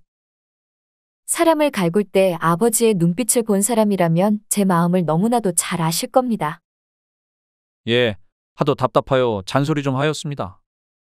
그들이 무엇을 잘못하였더냐? 내가 잔소리할 만큼 어떠한 실수를 하였더냐? 정말로 내가 억울하다면 나에게 소상히 말해보거라. 저는 주눅이 들어 말수가 갈수록 흐려졌습니다. 그러함에도 말은 해야만 했습니다. 그건 아니옵니다. 꾸짖음이란 상대가 확실한 잘못을 해야 할 수 있는 일이다. 상대가 양반보다 못난 노비라고 하여 함부로 대한다면 그건 사람 될 자격이 없다. 이번엔 내가 실수하였으니 그들에게 찾아가 진심으로 사과하거라. 송구하오나 그렇게는 못하겠습니다. 어찌 양반이 노비에게 고개를 숙인답니까? 내가 너에게 부탁하는 것 같으냐? 예? 이건 부탁이 아니라 명령이다. 하오나. 아버지는 제 말을 자르며 이렇게 설교하셨습니다. 이번이 마지막 경고다. 다시 이런 일이 벌어진다면 그때는 내가 너를 용서하지 않을 것이다. 정말로 그때는 이 집에서 쫓겨날 생각을 하거라. 어쨌건 노비들이 머무는 별채로 찾아가 사과부터 하거라. 아버지는 더는 저와 말하고 싶지 않은 것 같았습니다. 아버지의 처소에서 나온 저는 분하고 억울해 담벼락을 주먹으로 수없이 쳐댔습니다. 주먹에서는 피부가 찢어져 피가 흐르더군요. 이 모습을 어머니가 지켜보더니 후다닥 다가와 제 손만 어루만지며 이리 말씀하셨습니다. 아버지께 불려갔더냐? 예, 어머니. 아버지께서 제가 실수했다면 노비들에게 사과하랍니다. 어머니가 황당하다는 표정으로 언성을 높였습니다. 뭐야? 저는 도통 아버지를 이해할 수 없습니다. 저를 사랑하시기는 한 건지 모르겠습니다. 이 인간이 정말로. 어머니께서는 짜증이 났던지 아버지 처소를 작정한 얼굴로 들이닥쳤습니다. 저는 무슨 일이 벌어질 것 같아 두려운 나머지 어머니를 잽싸게 쫓았지요. 어머니께서는 아버지가 앉아 계시는 처소 문을 덜컥 열더니 다짜고짜 이리 따지셨습니다. 내 아들이 무엇을 잘못했습니까? 대체 무엇을 잘못했기에 이리 괴롭히지 못해 안달인 겁니까? 양반이 노비에게 사과하는 일은 어디를 봐도 없습니다. 책을 보고 있던 아버지는 느닷없이 들이닥친 어머니의 궤변에 화가 솟구쳤습니다. 감히 여자가 안방까지 쳐들어와 목소리를 높였으니 말입니다. 당신이 어려서부터 오냐오냐 키워서 저리 버릇이 없는 것이오. 나는 저 아이가 올바른 길로 가기를 바라는 마음에 아비의 마음으로 훈육했던 것뿐입니다. 그런데 그것을 괴롭히지 못해 안달났다고 표현하니 내 기분이 언짢구려. 말씀은 청산유수십니다. 누가 보면 노비가 자식이고 친자식이 노비겠습니다. 그거 아십니까? 서방님은 참으로 이중인격자십니다. 뭐요? 아버지가 애써 화를 억누르는 것 같았습니다. 여기서 더는 아버지의 심기를 건드렸다가는 큰 폭발이 일어날 것 같았습니다. 어머니 좀 하시지요. 이번 일은 제가 잘못한 겁니다. 제 잘못입니다. 저는 어머니의 옷소매만 잡아끌며 나가자고 보챘습니다. 아버지가 이런 저를 보며 갈수록 언성을 높이시더니 이리 말씀하시더군요. 사내의 입은 무거워야만 한다. 내가 꾸짖은 일을 그대로 내 어미에게 말하였더냐? 못나도 참으로 못났구나. 꼴도 보기 싫으니 내 어미와 당장 사라지거라, 당장. 아버지는 손에 들고 있던 책을 어머니와 제게 던지시며 돌아앉았습니다. 저와 어머니는 어떠한 수확도 얻지 못한 채 안방에서 쫓겨났습니다. 저의 모자가 아무리 날뛰어도 아버지의 성정을 이길 수는 없었습니다. 어쨌건 어머니께서는 본인 방으로 가더니 다짜고짜 짐을 꾸리셨습니다. 어머니는 보자기에 짐을 꾸리는 내내 화를 가라앉히지 못하셨지요. 뭐 하시는 겁니까? 더는 저 양반과 못 살겠다. 여기서 갈라서든지 해야지 말이다. 그런 줄 알고 너도 어서 짐을 꾸리거라. 왜 할아버지 댁으로 갈 것이다. 어머니, 이건 아닌 것 같습니다. 어머니께서는 출가회인이 아니십니까? 어머니께서는 제가 뜯어말려도 소용이 없었습니다. 마지못해 제가 무릎을 꿇으며 한 번만 참아달라고 하소연했습니다. 외동아들인 제가 눈물로 간절히 호소하니 어머니께서는 꾸렸던 짐을 내려놓으셨습니다. 저는 이번 일을 통해 한 가지 사실을 깨우쳤습니다. 노비들을 갈군다면 집안 분위기가 엉망이 된다는 사실을 말입니다. 그러니 앞으로는 그 어떠한 일로도 그들을 갈구지 않겠다고 숱하게 다짐했지요. 그 일이 있던 지 며칠이 흘렀습니다. 저는 친한 동무들이 보자고 연통이 왔기에 그들을 보기 위해 기방으로 향했습니다. 제 아버지는 제가 기방에 드나드는 걸 좋아하지 않았습니다.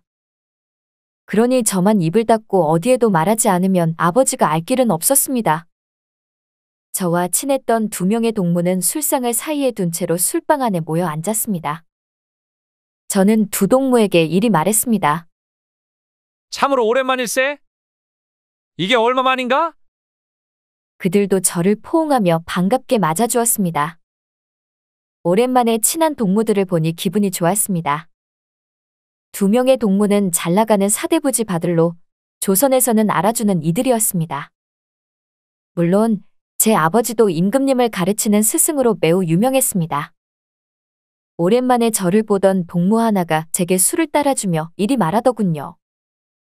자네는 요즘에도 아버지께 혼쭐이 나는가? 나도 답답하네. 조선은 신분사회인데 아버지는 평등만 주장하시니 말일세. 한숨이 없던 자네가 요즘 부쩍 한숨을 내쉬니 신기하구먼. 얼마나 답답하면 그러겠나. 역시 내 마음을 알아주는 건 자네들 뿐이네. 오늘 내가 그런 자네의 기분을 풀어주려고 이곳에서 보자고 하였네. 자네? 여인네와 잠자리는 가져봤는가? 저는 천연 기념물이었기에 동무가 내뱉은 말에 답하기가 껄끄러웠습니다. 이 나이 먹도록 여자 손 한 번 잡아보지 못하였으니 저도 억울하긴 했지요. 그러함에도 둘러댈 수는 없었습니다. 동무들은 눈치가 빨랐거든요. 그러니 저는 양반이고 사내이고를 떠나 자존심을 내려놓고 솔직하게 말했습니다. 아직 가져오지 못했다네. 이런 제 대답을 듣고 있던 다른 동무가 제게 이리 말하더군요. 여보시게. 그건 부끄러운 게 아니네. 나도 얼마 전까지 그랬으니 말이네. 저는 놀란 얼굴로 그를 보며 물었습니다. 정말인가? 그러니 오늘 예쁜이들을 물러놓고 다 같이 신명나게 놀아보세. 그럼 나야 좋지. 여봐라. 밖에 아무도 없느냐? 동무의 말에 술방 문이 열리더니 밖에서 대기 중이던 기생이 들어왔습니다. 그녀들은 제 옆과 두 동무 옆에 앉아 술도 따라주고 말동무도 되어주었습니다. 저는 제 옆에 앉아있던 기생의 얼굴에서 시선을 뗄 수가 없었습니다. 이런 저를 보던 건너편 동무가 제 옆에 앉아있던 기생에게 이리 말했습니다. 그자는 천연기념물이다. 내가 오늘 그 녀석의 딱지를 떼주어야 할 것이야. 어머, 정말이십니까? 왜 싫으냐? 그게 왜 싫겠습니까? 제가 오늘 이 도련님의 황홀한 밤을 책임지겠습니다. 저는 수줍어서 아무런 말도 하지 않고 있었습니다. 그렇게 저는 동무들의 도움으로 총각 이름표를 뗐습니다. 기방에서 황홀한 긴 밤을 보낸 뒤 저는 이른 아침이 되어서야 집에 귀가했습니다. 저는 대문을 두드리며 작은 목소리로 이리 말했지요. 아무도 없느냐? 누구 있으면 이 문 좀 열어보거라. 한참을 불러도 대답이 없자 저는 슬슬 화가 솟구치기 시작했습니다. 다른 집 종들은 작은 목소리로 불러도 즉각 튀어나오는데 제 집 노비들은 게을렀지요. 그렇다고 뭐라 꾸짖을 수도 없었습니다. 어쨌건 불러도 대답이 없어 저는 어쩔 수 없이 담장을 넘기로 했습니다. 기방에서 긴 밤을 보내고 이른 아침에 들어왔다는 걸 아버지가 아시면 안 됐습니다. 그것도 맨정신이 아닌 술에 잔뜩 취해 있었으니까요. 담장을 넘어선 제가 흐릿한 시선으로 제 방이 있는 곳을 향했습니다. 저는 방문을 열고서 냅다 들어누웠습니다. 태어나 이렇게 술을 들이부어 본 적이 없었습니다. 그리고 제가 이상한 꿈을 꾸었습니다. 제가 제 집에 있는 여종과 몸을 섞는 꿈이었지요. 꿈이었으나 나쁘지는 않은 상황이었습니다. 이런 꿈은 100번이고 1000번이고 언제나 환영이었습니다. 잠시 후 누군가가 저를 격하게 흔들며 이리 말하더군요. 익숙한 여인의 목소리였으나 알 수 없는 긴박감이 느껴졌습니다. 도련님, 일어나 보십시오. 도련님, 어서요. 저는 피곤하였으나 본능적으로 감고 있던 눈을 잽싸게 떴습니다. 눈을 뜬 제 앞으로 저만 흔들고 있던 여종 나래가 보였습니다. 내가 무슨 일로 내 처소까지 들어와 이리 나를 깨우는 것이냐? 집에 불이라도 난 것이야? 이곳은 도련님 처소가 아니라 제 처소입니다.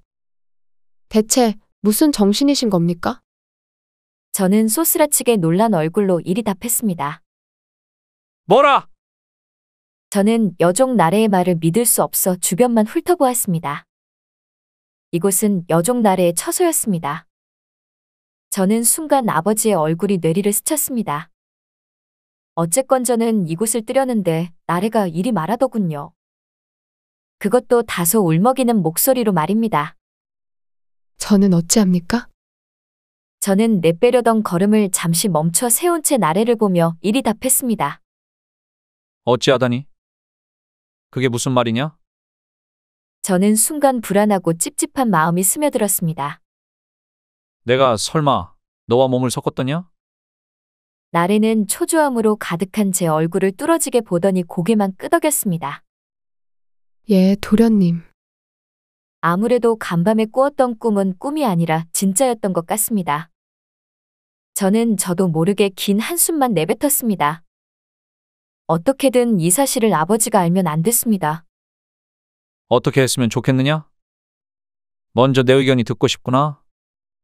저 같은 노비가 무슨 선택을 할 수 있겠습니까? 어쨌건 저는 도련님 의견이 듣고 싶습니다. 이 일은 애당초 없었던 일이다. 그러니 나는 내가 끝까지 이번 일을 함구했으면 한다. 이게 내 의견인데 어떻게 내 의견을 따르겠느냐? 예, 알겠습니다. 그래야겠습니다. 저는 반색했습니다.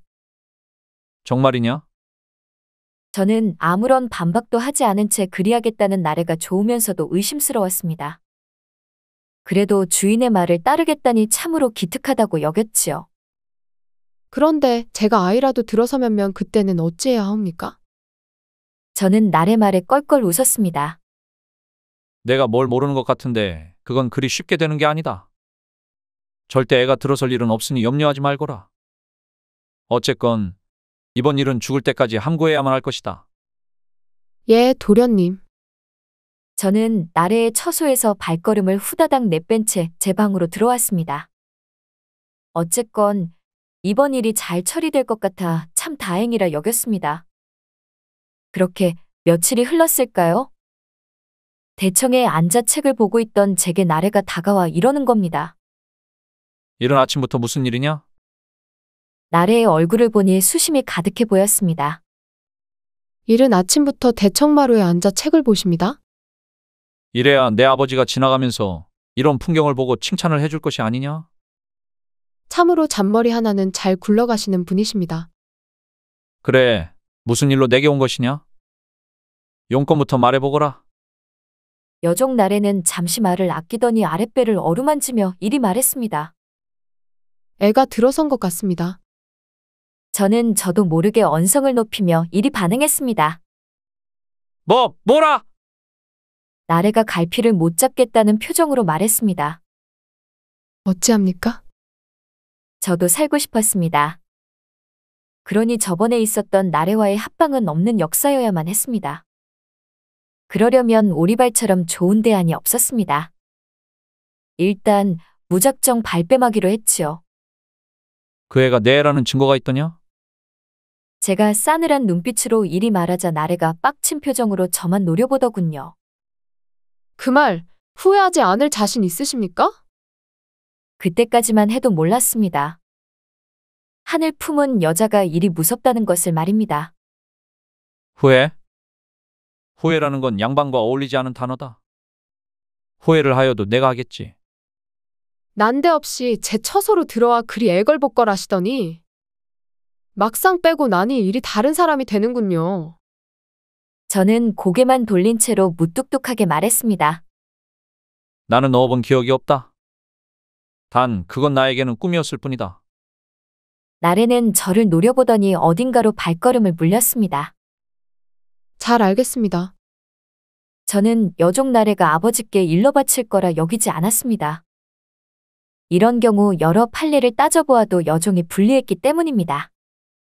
아무리 아버지가 엄격해도 팔자를 고치려는 여종이 조선 팔도에 넘쳐났지요. 그러니 누가 나래의 말을 믿겠습니까? 잠시 후였습니다. 책만 보며 대청마루에 앉아있던 제 앞으로 아버지가 득달같이 다가왔습니다. 아버지는 책만 보고 있던 제 뺨을 거세게 때리셨습니다. 아버지! 못난 놈. 그게 무슨 말씀이십니까? 할 짓이 없어서 기방에 드나들며 기생들과 희희낙낙거리고 그것도 모자라 여종까지 건드려? 그런데 책임은 지지 않겠다? 이러고도 내가 내 아들이냐? 저는 저도 모르게 말을 더듬었습니다. 실수였습니다. 아버지는 미간을 찌푸렸습니다. 제 말을 믿어주지 않았지요. 실수? 사람은 누구나 실수를 하지 않습니까? 내가 너에게 이따위 변명이나 늘어놓으라고 책을 읽으라고 하였더냐? 저는 화가 솟구쳤습니다. 아버지에 대한 서운함 때문에요. 그 애가 제 애라는 증거가 있습니까? 뭐라? 막말로 양반 사내가 여종을 건든 게 그리 죽일 일입니까? 아버지는 저를 포기했다는 얼굴로 제게 이리 말씀하시더군요. 목소리에 힘이 없어 보였습니다. 이 어리석은 녀석아. 그 후에 대처가 잘못되었다. 저는 잘 모르겠습니다. 여종이 아이를 가졌다면 사내가 책임질 생각을 했어야지. 너는 후에 벌어질 일이 두려워 이를 감추려 하지 않았더냐? 그러면 어떻게 책임을 져야 한단 말입니까? 그 아이와 혼례를 올려야지. 어떻게 양반이 노비를 아내로 맡겠습니까? 내가 지금 해야 하는 일은 나래에게 사과하는 것이다. 변명이 아니란 말이다. 양반이 노비를 아내로 맞이하면 주변에서 놀릴 것입니다. 저는 죽어도 그건 싫습니다. 좋다며 할 때는 언제고 일이 이렇게 되니 책임은 지기 싫다? 어쨌건 싫습니다. 아버지는 분이 풀리지 않는다는 얼굴로 저만 노려보시더니 이리 말씀하시더군요. 그러면 너의 죄를 사헌부에 고해야겠구나. 조선의 국법에서는 아무리 노비라나 여종을 겁탈하면 중형이 처해지게 되어 있다. 저는 아버지의 태도에 기가 막혔습니다. 그래서 아버지에게 일이 대꾸했지요. 그 아이도 딱히 싫어하지 않았습니다. 변명은 사헌부 추국장에서 내뱉거라. 대체 저에게 왜 이러시는 겁니까? 수많은 가문을 봐왔었다. 사랑이 지나치면 자식은 그릇된 길로 가는 법이다. 무릇 아비의 덕목이란 지나쳐도 좋으니 자식을 엄하게 키우는 것이다. 너를 사랑하지 않아서 그러는 게 아니다. 너를 사랑하니 내가 올바른 길로 갔으면 하는 마음에 그러는 것이야. 아버지는 정말로 저를 사헌부에 고했고 저는 하옥되었습니다. 이번 일로 아버지는 임금님께 학문을 가르치던 일마저도 그만두셨습니다. 자식의 허물은 아비의 허물이라나 뭐라나? 저는 곤장 10대를 맞고 방면이 되었고 해당 여종과 혼례를 올리라는 판결까지 받았습니다. 어떻게 이번 일을 알았던지 임금님이 제 집여종 나래를 평민으로 만들어주셨습니다. 즉, 나래의 노비문서를 없애버리신 것이지요. 그 일이 있던 후 저는 나래와 혼례를 올렸고 행동거지에 유독 신경을 쓰고 있습니다. 제 실수로 인해 아버지의 명성에 금이 갔지 않습니까? 그러함에도 저는 잘 모르겠습니다. 이게 맞는 일인지 아닌지를 말입니다. 그래도 한 가지 확실한 것은 아버지가 저를 사랑하고 있다는 사실입니다. 그 점만은 이번에 확인할 수 있어 기분이 좋더군요. 아무쪼록 아버지에게 배울 생각입니다. 이번 일을 통해 아버지가 얼마나 대단한 사람인지 다시금 느꼈습니다. 저는 이름만 대면 알아주는 사대부에서 태어난 외동아들이었습니다. 아버지는 성균관에서 일하는 박사셨지요. 아버지는 언제나 학문을 탐구하고 책을 읽는 것을 매우 좋아하셨습니다. 그래서 아버지 주위에는 언제나 점잖고 고상한 친구분들만 계셨습니다. 저는 그런 아버지를 언제나 존중했습니다. 사람들이 존중하니 말입니다. 어머니께서도 잘나가는 사대부가의 규수라 제게 사대부의 품위를 알려주었습니다. 즉, 저는 어려서부터 상류층의 교육을 받고 자란 원조 사대부였지요. 그러니 검을 드는 것보다 세상을 바꾸는 것은 학문이라는 믿음으로 살았습니다. 그게 당연하다고 여겼습니다. 그러던 어느 날이었습니다. 홍기가 차니 저도 이제 장가갈 나이가 되었지요. 이런 저를 아버지와 어머니께서 안방으로 부르셨습니다. 그리고 아버지가 제게 이리 물으셨습니다. 이제 너도 홍기가 찼으니 장가를 가야 하지 않겠느냐? 생각해둔 여인이나 가문은 있더냐? 없사옵니다. 그러니 아버지께서 정해주신 가문과 장가를 들겠습니다. 녀석 일이 착하기도 할까? 그럼 내가 내 녀석의 혼처를 알아보마. 저는 책을 읽고 글을 쓰는 것에 재미를 느꼈으나 여인에게는 관심이 없었습니다. 아버지께서는 이런 저를 보며 말을 잘 듣는 외동아들이라 좋아하셨습니다. 어쨌건 아버지는 제 혼처를 알아보겠다며 매파에게 괜찮은 자리를 알아보더군요. 며칠 후였습니다. 아버지께서 저에게 심부름 하나를 시키셨습니다. 아들아, 너는 기방에 가본 적은 있더냐? 없사옵니다. 그런데 그건 왜 물으십니까? 사내는 말이다. 법이 정한 테두리 안에서 뭐든 해보는 게 중요하단다. 책을 읽고 학문을 탐하는 것도 좋으나 노는 것도 알아야 한다. 내가 너에게 100냥을 줄 터이니 이것을 기방에 가서 오늘 모조리 쓰고 오거라. 저는 느닷없이 이러는 아버지가 이해되지 않았습니다. 그러니 아버지를 바라보는 표정은 의아스러웠지요. 예? 말한 그대로다. 그러니 내가 시키는 대로 해야만 할 것이다.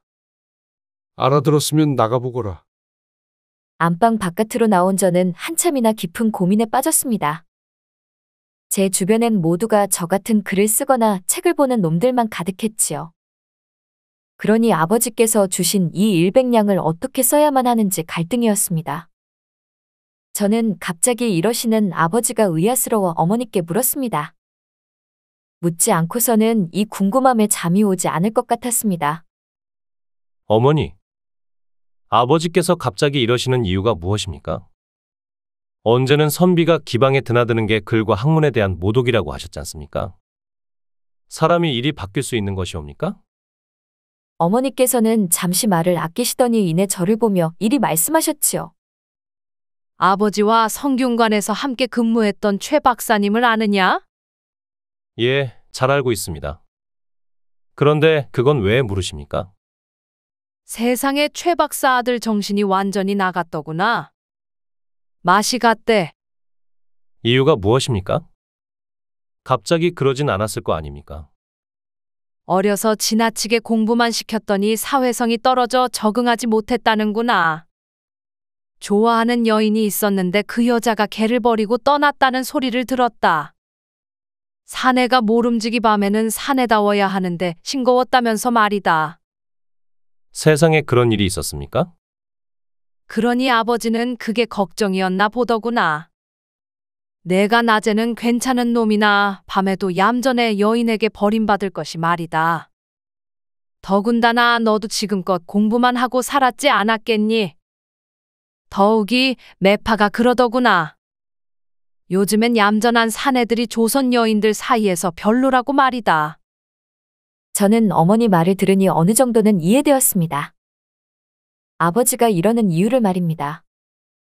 그건 변화하는 세상에 적응하려는 몸부림이었습니다. 그러니 저는 이쯤에서 어머니 얼굴을 보며 한 가지 궁금한 게 생겼습니다.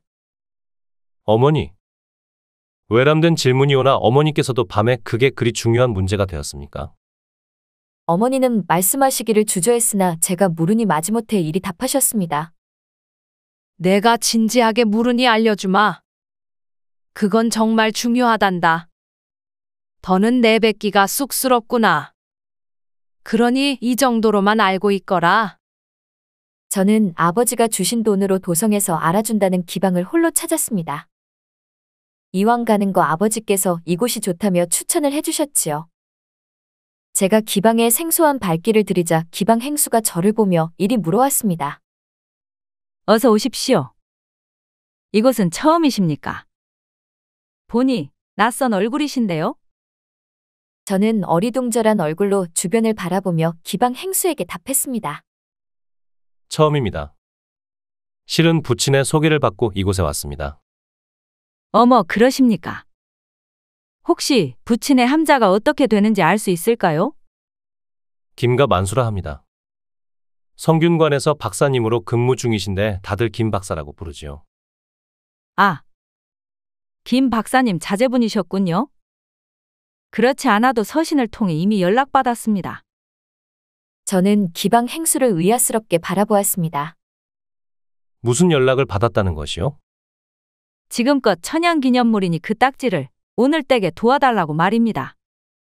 저는 천연기념물이라는 기방 행수의 말에 쑥스러움을 느꼈습니다. 이곳이 낯설었으나 곳곳에서 느껴지는 분냄새는 좋았습니다. 기방 행수는 저를 어느 술방으로 안내하며 뒤를 따르는 저에게 이리 묻더군요. 혹시 좋아하거나 선호하는 여인상이 있으십니까? 딱히 그런 건 없는 것 같습니다. 단지 애교가 많고 귀여웠으면 합니다. 알겠습니다. 그럼 제가 거기에 맞는 아이로 대령해 드리겠습니다. 술방에 들어온 저는 좌식 자세로 앉은 채 한참이나 기다렸습니다. 잠시 후 이곳으로 먹음직스러운 술상이 들어오더니 그 뒤로 기생 한 명이 발을 들였습니다. 저는 그 여인의 얼굴을 보는데 피부는 백옥 같았고 입술은 촉촉한 앵두였습니다. 눈매는 작고 날카로웠으며 머릿결은 어찌나 윤기가 흐르던지 눈을 뗄 수가 없었지요. 그러니 저는 지금 큰 깨달음을 얻었습니다. 왜 사내들이 기방에 숱하게 드나드는지 말입니다. 해당 기생은 아무렇지 않다는 얼굴로 제 옆에 앉더니 다짜고짜 팔짱을 끼웠습니다. 해월이라고 합니다. 앞으로 잘 부탁드립니다. 저는 이 여인의 적극적인 애정 표현에 심장이 격하게 요동쳤습니다. 심장이 날뛰는 소리를 이 여인도 알았던지 제 가슴팍에 손을 올리며 이리 말하더군요. 어머, 선비님. 겨우 이 정도로 심장이 이리 요동치시면 어쩝니까? 나중에 저고리 끈이라도 당겨보라고 하시면 숨이 멎겠습니다. 저는 저를 짓궂게 놀리는 해월이가 얄밉지는 않았습니다. 정말 애교가 많더군요. 떨려서 더는 이곳에 있을 수가 없겠소. 오늘은 이만 일어설 터이니 내일 다시 봅시다. 저는 해월이를 두고서 다짜고짜 일어서 술방을 나와버렸습니다. 기방에서 놀다가 늦은 새벽에 들어와야 했던 저는 이른 시간에 거주소로 귀가하였습니다. 대문으로 들어서는 저를 보던 아버지께서 이리 말씀하시더군요. 기방에 있어야 하는 거 아니냐? 이 시각엔 어쩐 일이냐? 저는 아버지께 무슨 말을 어떻게 꺼내야 할지 몰라 한없이 망설였습니다. 사나이 자존심이 상했지요. 공부만 하고 살아온 제가 답답하게 느껴졌습니다. 그제야 아버지의 의도가 무엇이었는지 알 수 있었습니다. 기방에 갔었습니다. 갔었는데 저는 말을 완전히 끝맺지 않았음에도 아버지는 제가 무슨 말을 하는지 이해하셨습니다. 그러니 아버지께서는 저를 보시며 이리 말씀하셨지요. 아무래도 내가 너를 너무 끼고만 살았던 것 같다. 예? 그게 무슨 말씀이십니까? 무릇 사내란 이것도 해보고 저것도 해봐야 다양한 경험이 쌓이는 것이다. 나뿐만 아니라 누구나 처음에는 다 그런 미숙한 경험을 지니고 있단다. 그런데 어찌 저만 너무 끼고 살았다며 자책하시는 겁니까? 순수한 건 좋으나 순수함이 지나치면 상처받는 법이다. 어느 정도 술을 입에 대보기도 하고 여인네와 방탕하게 놀아보는 것도 필요하지. 그래야 진정한 여자를 만났을 때 잘 다루어 진짜 내 여자로 만들지 않겠느냐? 아버지께서 무슨 말씀을 하시려고 하는지 잘 알겠습니다. 사실 저도 이번에 느낀 바가 큽니다. 내가 100냥을 또 줄 것이다. 그러니 내일은 제대로 하룻밤을 보내고 와야 할 것이다.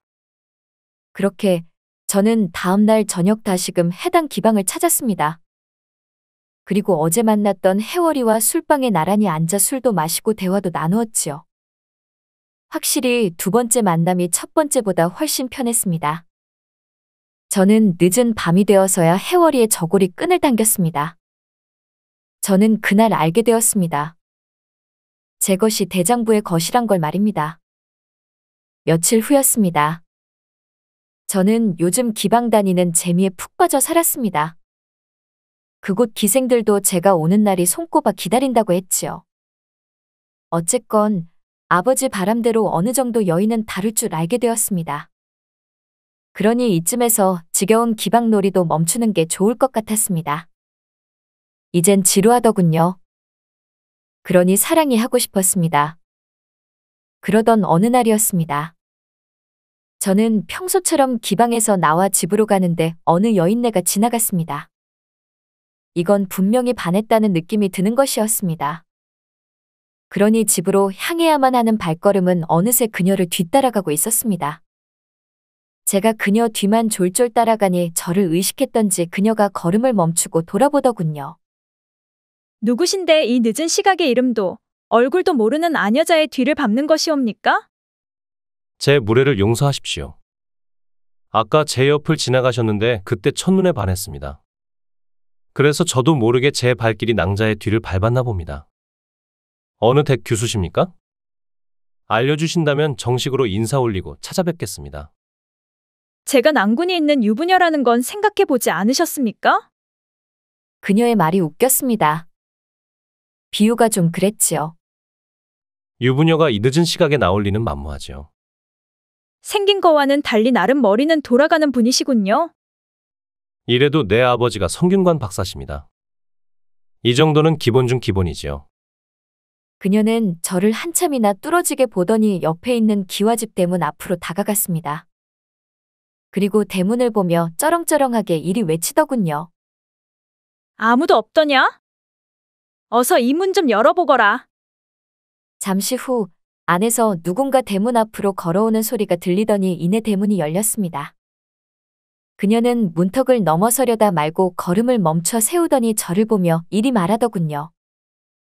이곳이 제가 사는 곳입니다. 내일 다시금 정식으로 찾아와 인사 올리시지요. 그렇습니까? 그럼 내일 이곳으로 찾아오겠습니다. 알려주셔서 감사합니다. 저는 매정하게 닫힌 대문만 바라보았습니다. 화려한 기와집을 보니 보통은 아닌 것 같았지요. 일반 기와집과 다른 게 있다면 대문 바깥으로 제법 큰 대추나무 한 그루가 있었습니다. 몇 번 지나가며 본 적이 있는 집이었고 사람들이 누구의 집이다 말한 기억까지 있었습니다. 그런데 오늘따라 묘하게 생각이 나지 않더군요. 기방에서 놀고 늦은 새벽집으로 들어온 저는 이부자리에 누운 채 천장만 보았습니다. 아까 길거리에서 보았던 처자의 얼굴을 떠올렸습니다. 그렇게 저는 스르르 잠에 빠졌지요. 다음 날 아침이었습니다. 아버지, 뭐 하나 여쭤봐도 되겠습니까? 그래? 궁금한 게 있다면 물어보거라. 무엇이 궁금하더냐? 어제 기방에서 나와 집으로 오는 중에 길가에서 어느 여인을 보았습니다. 그 모습이 어찌나 선녀보다도 아름다웠는지 모릅니다. 아버지는 밥을 뜨려다 말고 숟가락을 내려놓으며 피식 웃었습니다. 원 녀석도 그렇게 예쁘더냐? 그래서 정식으로 인사 올리겠다며 어느 때 규수인지 알려달라고 했죠. 그런데 이름은 알려주지 않고 대추나무가 있는 기와집으로 들어가 버리더군요. 아버지는 대추나무라는 말에 적잖게 놀랐습니다. 지금 대추나무라고 하였더냐? 저는 어리둥절한 얼굴로 말했습니다. 예, 아십니까? 그 집과는 절대로 엮여서는 안 된다. 그게 무슨 말씀이신지요? 그 집은 좌의정 영감댁이란다. 그 집에는 너와 나이가 비슷한 딸이 하나 있는데 이번에 혼기가 찼다고 들었다. 그런데 왜 엮이면 안 된다고 하십니까?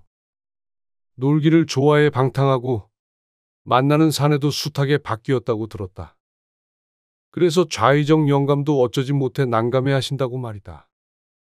나도 건너 들은 말이니 정확하지는 않으나 아니 땐 굴뚝에 연기가 나겠느냐. 저는 아쉬운 마음을 뒤로 한 채 답했습니다. 그렇지요. 그러니 봐도 모른 척해야 하고 절대로 엮이는 빌미를 만들어서는 안 될 것이다. 혼례는 가문 대 가문이야. 좌의정 댁이란 건 마음에 드나 그 집 여식은 절대 안 된다. 알겠습니다. 어떻게든 엮이지 않도록 주의하겠습니다. 그렇게 며칠이 흘렀습니다. 날씨 좋은 어느 화창한 날이었지요. 저는 어머니의 생신 선물을 구하기 위해 도성 내에서 알아주는 광화문 저자를 찾았습니다. 이곳은 다양한 상점도 많았고 여인네들이 좋아하는 가락지도 많이 유통되는 곳이었습니다. 날씨가 좋아서 그런지 많은 사람이 인산인해를 이루었습니다. 저는 어머니께 맞는 생신 선물을 둘러보고 있었는데 누군가 제 어깨를 두드렸습니다. 저는 느긋한 얼굴로 뒤를 돌아보며 이리 답했지요. 누구십니까? 저를 기억하십니까? 그때 보았던 아씨였습니다. 기억합니다. 여긴 어쩐 일이십니까? 아버지 생신 선물을 사기 위해 잠시 나왔습니다. 그러는 선비님은 어쩐 일이십니까? 묘하게 이 여자와 함께 있는 이 시간이 서먹했습니다. 저는 어머니 생신 선물을 사기 위해 나왔습니다. 그런데 그 다음 날 어찌 오지 않으셨습니까? 정식으로 찾아와 인사 올리겠다면서요? 저는 내심 당황했으나 티를 내지 않은 채 애써 둘러댔습니다. 죄송합니다. 제가 서책에 빠져 사느라 깜빡하였습니다. 그녀가 저만 빤히 보았습니다. 참으로 거짓말 못하십니다. 예, 솔직히 말씀해 보세요. 그게 아니지 않습니까? 그녀는 뭔가를 확신하고 있었지요. 아마도 자신에 관한 소문을 들었나 봅니다. 어쨌건 눈치가 보통이 아니었습니다. 절로 긴장이 되더군요. 죄송합니다. 아가씨께서 상처받으실까봐 솔직하게 말하지 못했습니다. 실은 집안 어른들께서 아가씨네 집안과 엮이지 말라며 신신당부하셨습니다. 이유가 뭡니까? 아가씨께서 방탕하고 사내 알기를 우습게 여긴다며 송구합니다. 기분 상하셨습니까? 의외로 지나치게 솔직하시네요. 기분은 언짢은데 그래도 괜찮습니다. 그러면 저는 이쯤에서 포기하시는 겁니까? 저는 아버지 말대로 하려 했으나 따사로운 날 다시금 이 여인을 보니 마음이 설렜습니다. 저는 숱하게 갈등했지요. 어른들 말을 들어야만 하나, 아니면 고집대로 살아야 하나? 저는 잠시 고민했으나 결정을 내리는 데에 걸리는 시간은 그리 길지 않았습니다. 아무래도 안 될 것 같습니다. 이렇게 된 거 오늘 저와 함께 저자 나들이나 하시지요. 좋습니다. 그럼 덕수궁 돌담길이나 걸으며 얘기하시겠습니까? 그럽시다, 낭자. 저는 좌의정 대감의 여식과 덕수궁 돌담길을 걸으며 많은 대화를 나누었습니다. 우리는 어떤 대화까지 나누었냐면 제가 기방에 출입하게 된 배경까지 공유했습니다. 제가 마음에 있던 불편한 얘기까지 모두 털어내니 그녀도 속마음을 털어냈습니다. 제 어머니께서는 허영심이 강하십니다. 그래서 저도 허영심이 강하지요. 특히 저는 몸이 좋은 사내를 좋아합니다. 생긴 것부터가 얌전하면 끌리지 않더군요. 그렇습니까? 예, 그런데 선비님은 뭐랄까? 뭔가 설명할 수 없는 야생성이 느껴집니다. 그런데 또 그런 것만 있는 것이 아니라 순박함도 함께 지니고 있었습니다. 저도 저를 모르는데 이리 말씀해 주시니 감사합니다. 아가씨가 제 얼굴만 빤히 보더군요. 우리 잘래요? 저는 순간 당황했습니다. 예, 저를 좋아한다고 하셨지요? 그랬지요. 저는 시간 낭비하고 싶지 않습니다. 궁 앞부터 확인해 보시고 서로의 물건이 마음에 들면 만나시죠. 아니면 이쯤에서 털고 일어나게요. 태어나 이리 당돌하게 말하는 여자는 처음이었습니다. 어쨌건 그녀의 제안이 이득이면 이득이었지 저에게는 손해가 아니었습니다. 저와 해당 아씨는 대낮부터 객점으로 향했지요. 낮에도 객실을 빌릴 수 있는 객점 말입니다. 그렇게 우리는 대낮부터 광적이고 열정적인 합방을 하였습니다. 서로는 서로가 마음에 들었지요. 그녀의 표정도 만족스러웠고 저도 만족스러웠습니다. 어떻습니까? 마음에 드시오. 정말 마음에 듭니다. 선비님, 저와 혼례를 올리실래요? 좋습니다. 저와 백년가약을 맺으시지요. 그런데 저는 그쪽 이름도 모르네요. 이름이 어찌 되십니까? 그건 저도 마찬가지입니다. 어쨌건 서로의 물건을 마음에 들어 하니 이름은 말해도 되겠지요. 최가 향미라 하옵니다. 최향미라. 그대와 잘 어울립니다. 저는 김가 봉섭이라고 합니다. 김봉섭? 조금 촌스럽기는 하나 도련님과는 잘 어울리는 것 같습니다. 그렇게 우리 둘은 가문 어르신들 모르게 사랑을 쌓아갔습니다.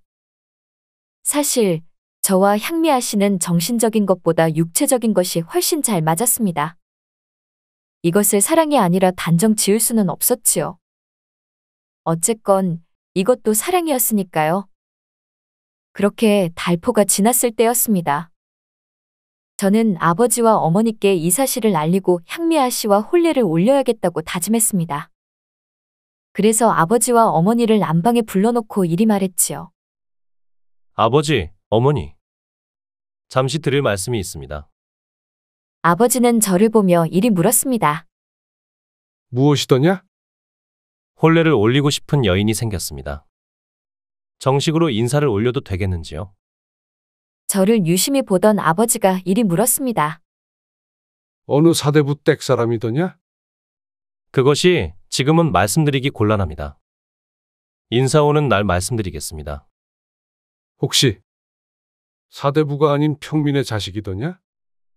그건 아니옵니다. 이름만 대면 알아주는 권력과 명성을 지닌 가문이옵니다. 아버지는 제 말에 매우 궁금해하셨습니다. 그래? 그러자 이를 옆에서 유심히 지켜보던 어머니께서 아버지께 이리 말씀하셨습니다. 이 녀석이 우리를 놀라게 해주려고 그러나 봅니다. 어쨌건 기다려보시지요. 알겠소. 대체 어느 집 여식을 데려오는 것인지 궁금하구려. 그렇게 며칠이 지났습니다. 저는 향미아 씨가 이 집으로 오기만을 기다렸습니다. 저 멀리서 향미아 씨가 남성과 함께 걸어오더군요. 아가씨, 오셨습니까? 그런데 이분은 누구십니까? 제 아버지십니다. 아버지, 이사내이옵니다. 내 딸을 홀린 녀석이 자네이던가? 따님께 제가 홀린 건지 아니면 제가 따님을 홀린 건지 모르겠습니다. 입담이 좋은 재미있는 친구일세. 그래? 아버님은 안에 계시는가? 저는 얼떨떨한 얼굴로 향미아 씨만 보았습니다. 예정에 없던 인물이었기 때문입니다. 아버지께 말씀드렸더니 꼭 가셔야겠다면서 난리를 치지 않습니까? 어쨌건 안으로 드시지요. 저는 향미아 씨와 예비 장인어른인 좌의정 대감을 안으로 모셨습니다. 저는 대청마루에 앉아있던 아버지와 어머니께 좌의정 대감과 향미아 씨를 소개했습니다. 좌의정 대감과 향미아 씨를 처음 보던 아버지는 깜짝 놀라시더군요. 아버지 얼굴을 보니 향미아 씨가 만족스럽지 못한다는 그런 표정이었습니다. 아버지는 순간 저만 노려보았으나 앞에 손님이 있었기에 어쩌지 못했습니다. 좌의정 대담이 아니시옵니까? 김 박사가 아니요? 그럼 우리 사위가 김 박사의 외동아들이었단 말입니까? 어쨌건 오시는 길수고가 많으셨습니다. 이거 송구합니다. 제가 찾아갔어야 하는데 말입니다. 팔자의 아들이 없는 저희 죄라면 죄겠지요. 정말 반갑습니다. 아버지는 향미아 씨를 불만스럽게 보셨으나 좌의정 대감과는 제법 말이 잘 통하더군요. 어른들 대화가 깊어지니 저는 향미아 씨와 일어서며 둘이 저쪽에 가 있겠다고 했습니다. 아버지와 좌의정 대감은 알겠다며 눈길도 주지 않으신 채 술만 들이켰습니다. 그나마 다행이었지요. 그날 저녁이었습니다. 좌의정 대감과 향미아 씨를 보내고 아버지가 저를 부르셨습니다. 그 아이가 그리 좋더냐? 예, 아버지. 어디가 그리 좋았더냐? 네, 그리 신신당부하였거늘. 아버지 얼굴에 서운함이 가득했습니다. 그래도 어쩌겠습니까? 물은 이미 엎질러졌는데 말입니다. 아버지께서는 마음에 들지 않으시옵니까? 그건 아니다. 다만 소문이 말이다. 그래도 사대부에 체면이 있지 않겠느냐? 아버지.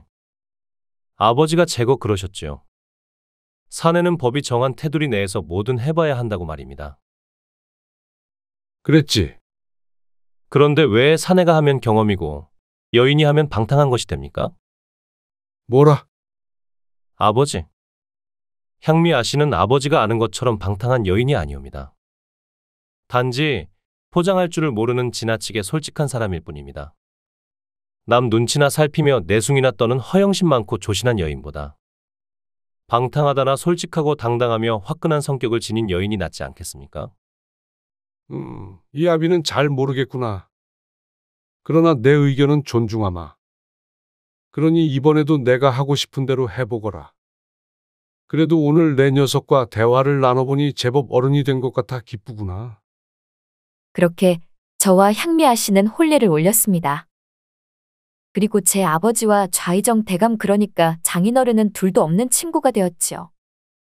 이번 일을 통해 한 가지 배운 게 있다면 사람에게는 경험이 중요하다는 겁니다.